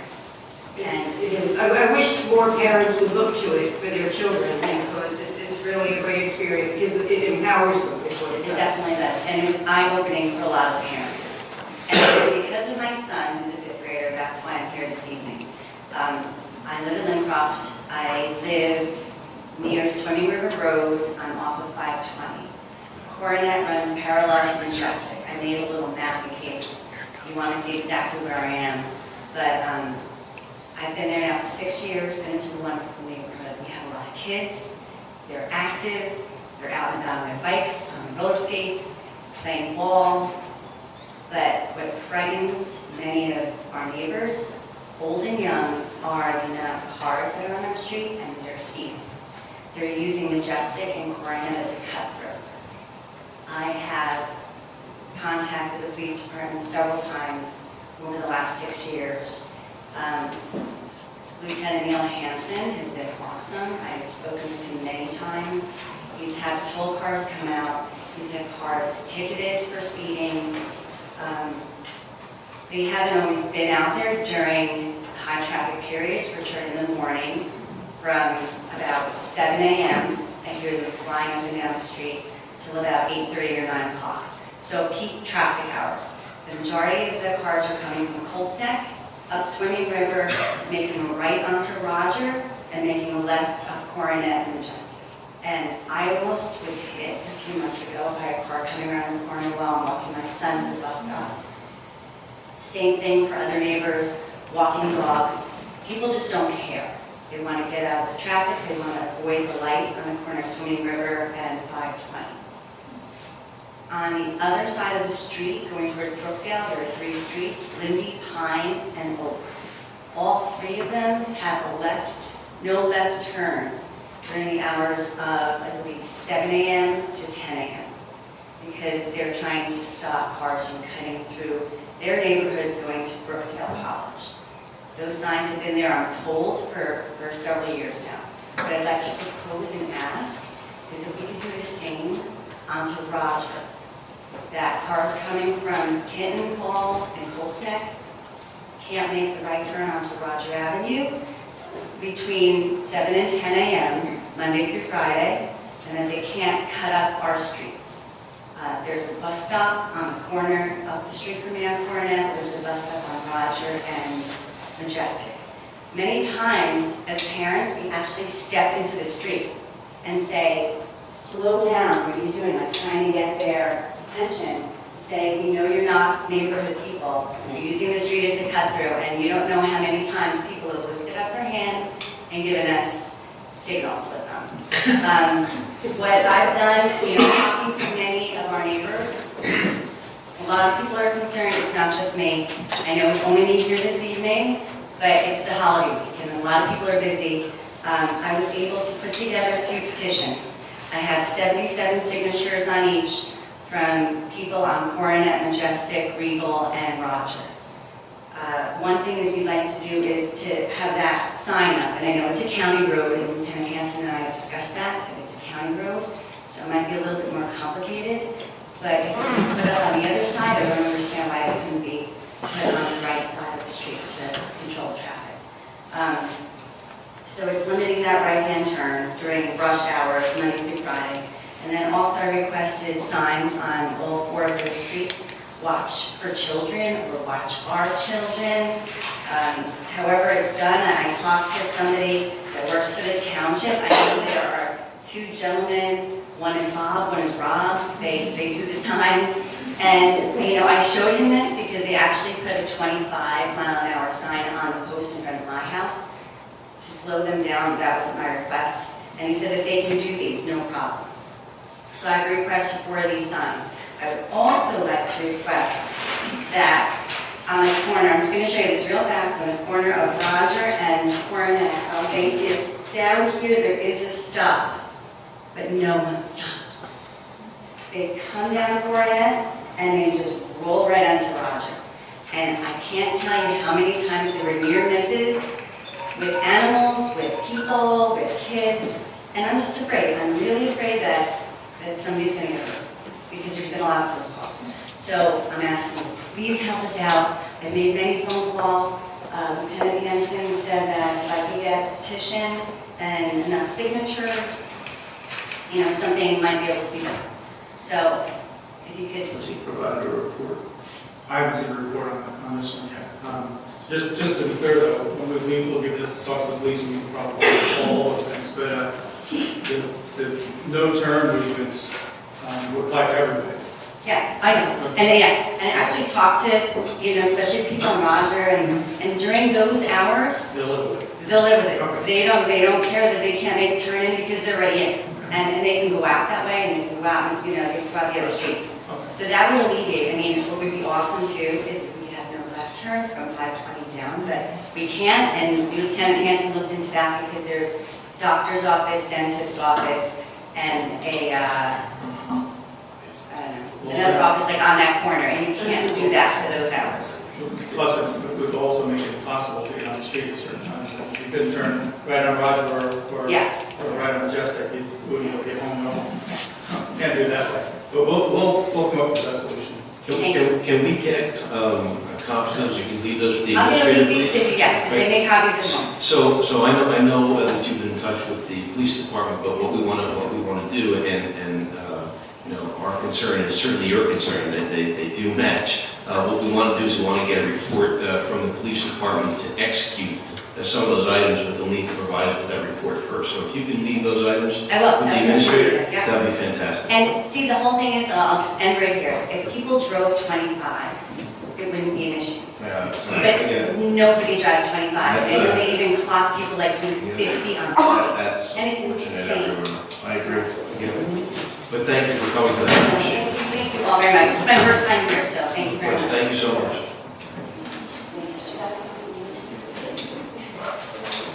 Anyone else wishing to be here this evening? Yes, sir.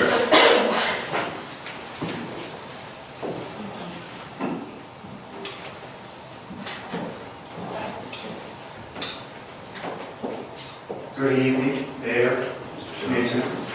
My name is Ed Johnson. I'm the Executive Director of Governmental Affairs at Brookdale Community College. And I wanted to come by tonight, first of all, to say thank you to the Mayor and the City Council for your engaging conversation for a shared services agreement between Brookdale and Middletown. I know the conversation is not where we both hope it will be, but I have hope and we have hope that the conversation is not over and that we will continue to work forward. And I did not want to overlook how far we've come. And especially I wanted to come here tonight to thank your professionals, your administrative staff, police officers that work with us every step of the way to answer and solve technical, transitional, operational questions that we both had with regards to the agreement. So we look forward to continuing the conversation. On our part, tomorrow is our last meeting of the year, and the Board of Trustees has on their agenda this topic in the form of a resolution for conversation and potential action. So we look forward to reaffirming our commitment to you to be a part of the answer for providing assistance to Middletown Township as you transition in this new City Hall project, which sounds fantastic. And so I congratulate you on the report on that, and we stand ready to be of assistance to you, specifically with regard to the Middletown Police Athletic League and finding a drug border on the campus of Brookdale Community College. So with that being said, we're about to power down and go on a break on Friday. This is your last meeting of the year, and I want to end this year on a pleasant note, focusing on the strength of our relationship between Brookdale and Middletown. I think what's most important is, why we work on conversations and why we try to find common ground. I think it's most important we focus on our strong and growing relationship that we have.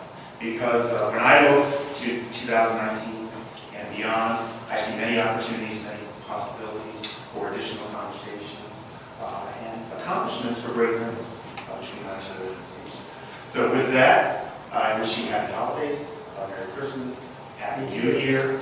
I think we both deserve a rest. It's been a long November, December. So I look forward to engaging when we return to you.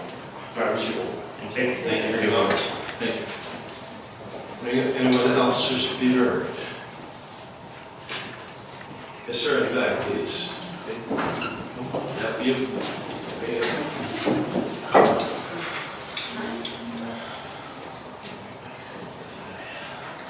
John Spinelli, 91 Burlington Avenue, Leonardo, New Jersey. Just want to be brief. I just want to wish the governing body, all the administrators, a very joyful and restful Christmas.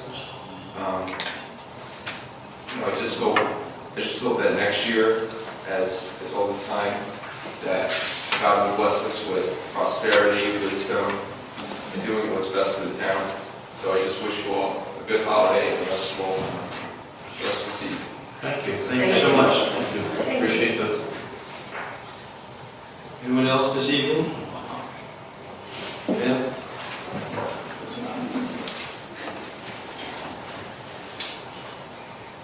Tough act to follow. Oli DiCenzo, 59 Kings Highway. That was lovely. Thank you. I have a suggestion. I'm relatively new to all of this stuff. I've only started coming to these meetings for the last year or so, and I am still utterly confused.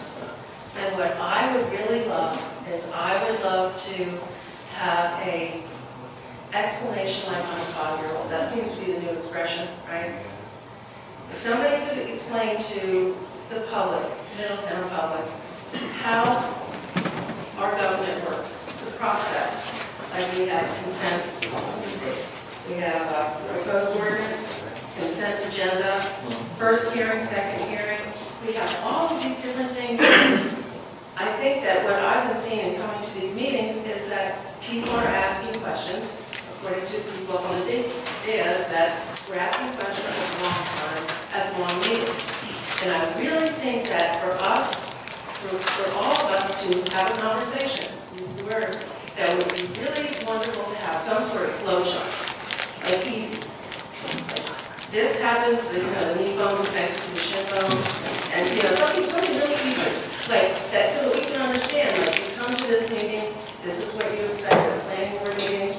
I think that there was a woman here earlier that was questioning where the planning board responsibilities begin and end, and where your responsibilities begin and end.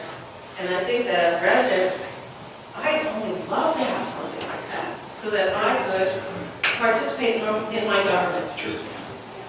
That's all. That's a fantastic idea. If we can put together some type of a flow chart that we can upload to our website with regard to processes from the governing body to the planning board to the zoning board. This way you can see what's the first step, what's the second step. And it does change whether it's a master plan, whether it's an ordinance, or whether it's a resolution. And I'm still, you said all those words, and I'm kind of like, okay, resolution. No, and I understand completely.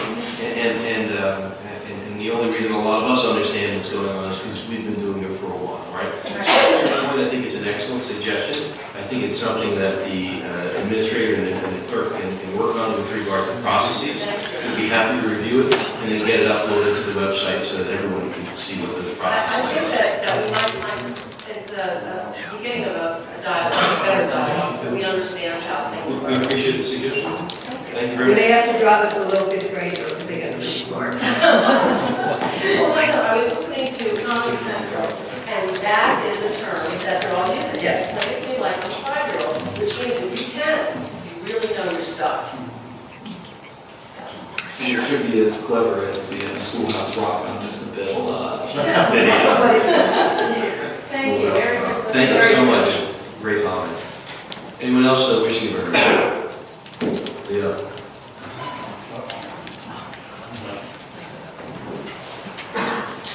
No Christmas bonus time tonight, Leo.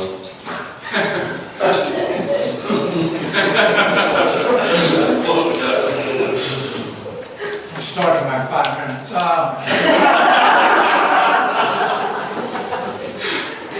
I'm starting it again, interrupting laugh. At any rate, I hope these are just yes and no. 2 questions. One is, I haven't been on this development, Half Mile Road, but if my understanding is correct, I'd like you voting on the 2 matters concerning the Half Mile. What I understand is you rejected the planning board's recommendations, mainly, as I understood the main reason, and maybe the solely, not only compelling, but convincing reason is that you're not going into the cost of demolition and hauling. Is that correct? No. So what, is that one of them? They didn't make a recommendation. Yeah. It was a consistency review with our master plan. Are you excluding demolition and hauling then? Has nothing to do with that. This is a planning resolution. It doesn't have to do with anything for construction. Here we go. Mr. D. Are you talking about Town Hall or Half Mile Road? What? Half Mile Road? Half Mile Road. It's not our construction, so that's not a factor. Can the whole thing be hauled down, demolished and hauled? What we took action on this evening was with regard to zoning and the consistency with the redevelopment plan. It has nothing to do with whether or not the building is going to be demolished or that's not. That is involved? No, that's a planning board application as to what they have to do with that property based on the the redevelopment plan that was adopted this evening. Okay, I'll move on, not that I get a clear understanding. Anyway, regarding the matter of refinancing in 10 years regarding the demolition and hauling of the old town hall and establishing construction new one. When does the 10 years start? As soon as you sign the contract, including 2 years of construction, and then 8 more years, or excluding the 2 years? So it's 12 years out. It's basically 10 years. 10 years starts at the closing of the financing. That's after the 24, 20? No. So to your point, it's 24 months that are just gonna go without lease payment, but it's 10 years from the date of closing, so we get a 24-month or 26-month. Hypothetically, we could close in 90 days, let's say, 60 to 90 days hypothetically. So it would run from that date of closing. It has nothing to do with the 26 months of no payment. So we still, even though the finance is closed, we're still not going to be making any payments for those 26 months. But the tolling of the 10-year period for refinancing will toll from the date the financing closes. All right, so refinancing a debt of this kind, restructuring it using defeasance, whatever's going to go on. Who initiates this? Can either private firm initiate the restructuring? It could be initiated by either party, as long as the rate has changed substantively. I believe it's 70.7. So it would have to be a substantive change to the rates. Either party can initiate that. Would there be any problem encountered by this governing body if the Brandywine Acquisition Development firm, whatever they call themselves,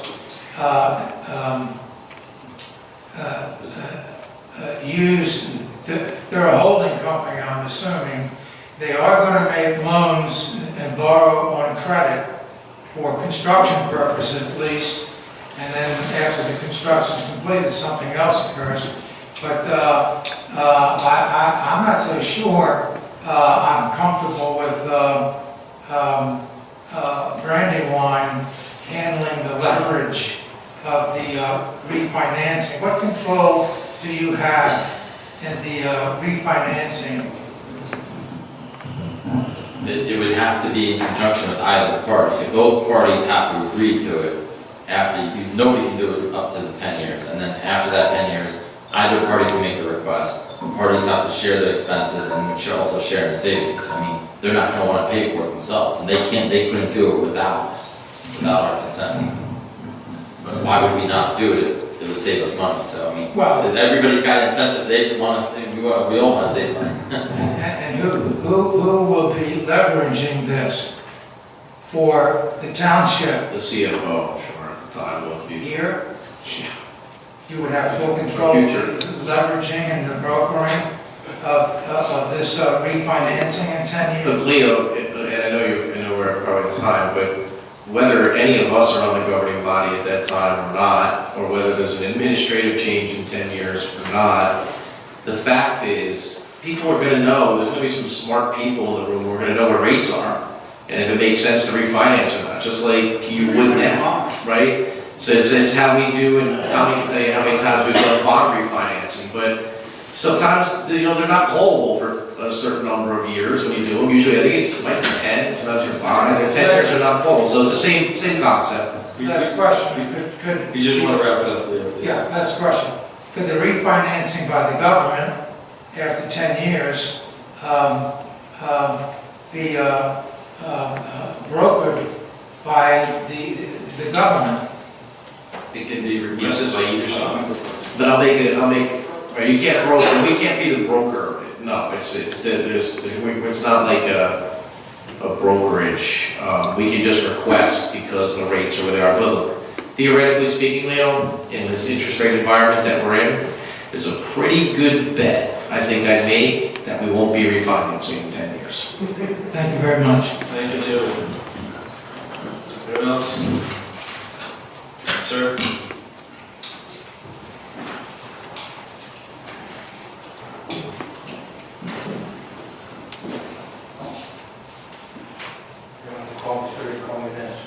Vince Grant, 39 Brewback, Leonardo. I'm going to make this short and sweet. I want to wish everybody Happy New Year, Merry Christmas, Happy New Year. Also, I want to make a recommendation here. I have my three amigos sitting right here. I have a problem. I go and see these three people, and they help me out 110%. Heidi, I came in one day to look for a resolution. I figured I'd come back in a couple of days and be ready. She had it ready for me in 5 minutes. So this system's not broken, so don't try to fix it anymore. Because if it is, We're very fortunate. you're coming, I'm coming from you. I'm coming at you, okay? So that's my system, that's my triple X. Let me put it that way, that's my triple X right there. So, everybody, and I can't forget the engineer over there. But thank you very much, and I hope I'm up here next year. I hope you're guys. Thank you. Thank you very much. Anyone else, sir? Thank you. Also, Merry Christmas, Happy Holidays, Happy Hanukkah, Happy Well, Day, 2019, be a great year for all of us. Want to quickly pick up. Just your name and address again, please, sir. Don Adler, O'Neill Street, Leonardo. Thank you. Young lady who asked for a flow chart. She's out of the room. Let me make a further suggestion. I have also lived in Leonardo for a little over 2 years, very new to the town. I've just also started coming to these meetings. Let me suggest a workshop in addition to an annual workshop. Saturday morning, 3 or 4 hours, to be put on by one of the township members or another professional. I think a workshop in addition to a flow chart and some written material would be extraordinarily helpful for those of us who are new to town and new to the process, and who will get further engagement if we want that, I think, from the town. So that's a suggestion. Let me pick up, you said you would do the flow chart. I didn't hear you say on the workshop. I hope you What about my schoolhouse rockabilly? No. Pardon? I'm the only one that wants the schoolhouse rockabilly. Keep in mind, sir, if you have questions with regard to things that are going on in town, you can certainly reach out to any of the members of the committee, to the mayor's office, to the administrator. We'll be happy to explain things to you. Yeah, I understand that your time was also limited, and one of the things that we did, let me help you a little bit. One of the things that we did implement, that I know this year with the change of the governing body, and we had a little bit of, change. We had done for the past 2 years neighborhood spotlight meetings in which we come with all of our professionals to the neighborhood to do exactly what you're asking on multiple times a year to different neighborhoods in town. So we can talk about re-implementation of that program. that would be great. Just one other matter, let me just pick up my clarification. A point that we were talking about before under the municipal complex agreement. It's going back to paragraph 4 on grants. It says that the finance, that the landlord contemplates financing at 5.1%. It's not fixed, it's contemplated. So then it goes on to say that if the interest rate rises above, it can also go below, but if it rises above 5.1% prior to the closing on the loan, then the annual rental amount shall be adjusted upward. So my question simply is, at what point, what would be the maximum interest rate? 5.6. 5.6%, that is acceptable rentable before you walk away from. That's what we voted on. That's what we voted. Okay, so when it's 5, 7, or more, you will walk away from the. So 5, 7, or we have the, if we went to anywhere at 5, 6 or north of 5, 6, this governing body has the option to terminate the agreement. Yeah, I understand that. My question is, what is your commitment to, what would be the annual rental amount that would be? So That 5.6% maximum? No. So it's, we, Go ahead. there. I mean, my question. We have rental, so we have run the numbers, all different interest rate scenarios from 4.5 to 5.6, or even 6, we ran out to 6%. We ran from 4.5 to 6%, boom, boom, boom. And it's not, it's a, what's called a non-conforming schedule, so it's not a straight amortization table. You can't just go on a bankrate.com, plug it in, it's not gonna work like that. Because it's actually, we specifically structured and negotiated the schedule so that it is in line with our debt service existing and anticipated in the future years, so that we don't have any spikes, there's no ballooning, nothing like that. So it's nice and steady over time, as steady as we can get it. It's actually a little bit front-loaded, if anything, and actually diminishes in the latter years on the schedule. And so we've run those scenarios for all those rate scenarios. And the committee, the reason the 5.6 wasn't an arbitrary number put into the agreement. 5.6 is where the committee felt that that was where they didn't want to go past with the schedule to reflect that 5.6. Okay, so. Or they would have to seriously reconsider the deal. Commitment is 5.6. Yeah. That will add at 5.6, that's a half a point of both, correct? Yes. That's the flow. 5.1, that's another $6 million, approximately $6 million over. That's the year. flow. Yeah. It's not the, it's not necessary. That's real money to taxpayers. Yeah. Absolutely. So, pardon? Real money to us? We're all taxpayers too. Yeah. And probably pay more. All right, so that clarifies it for me, that the commitment is at 5.6.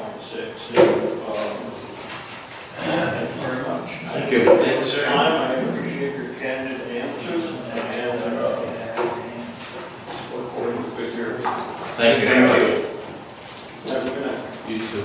Anyone else from the public wishing to be heard? Seeing none, motion to close the public and adjourn the meeting, please. Mayor Raga. Yes. Mayor McCarthy. Yes. Mayor Middletown. Yes. Deputy Mayor Fiore. Yes. Yes.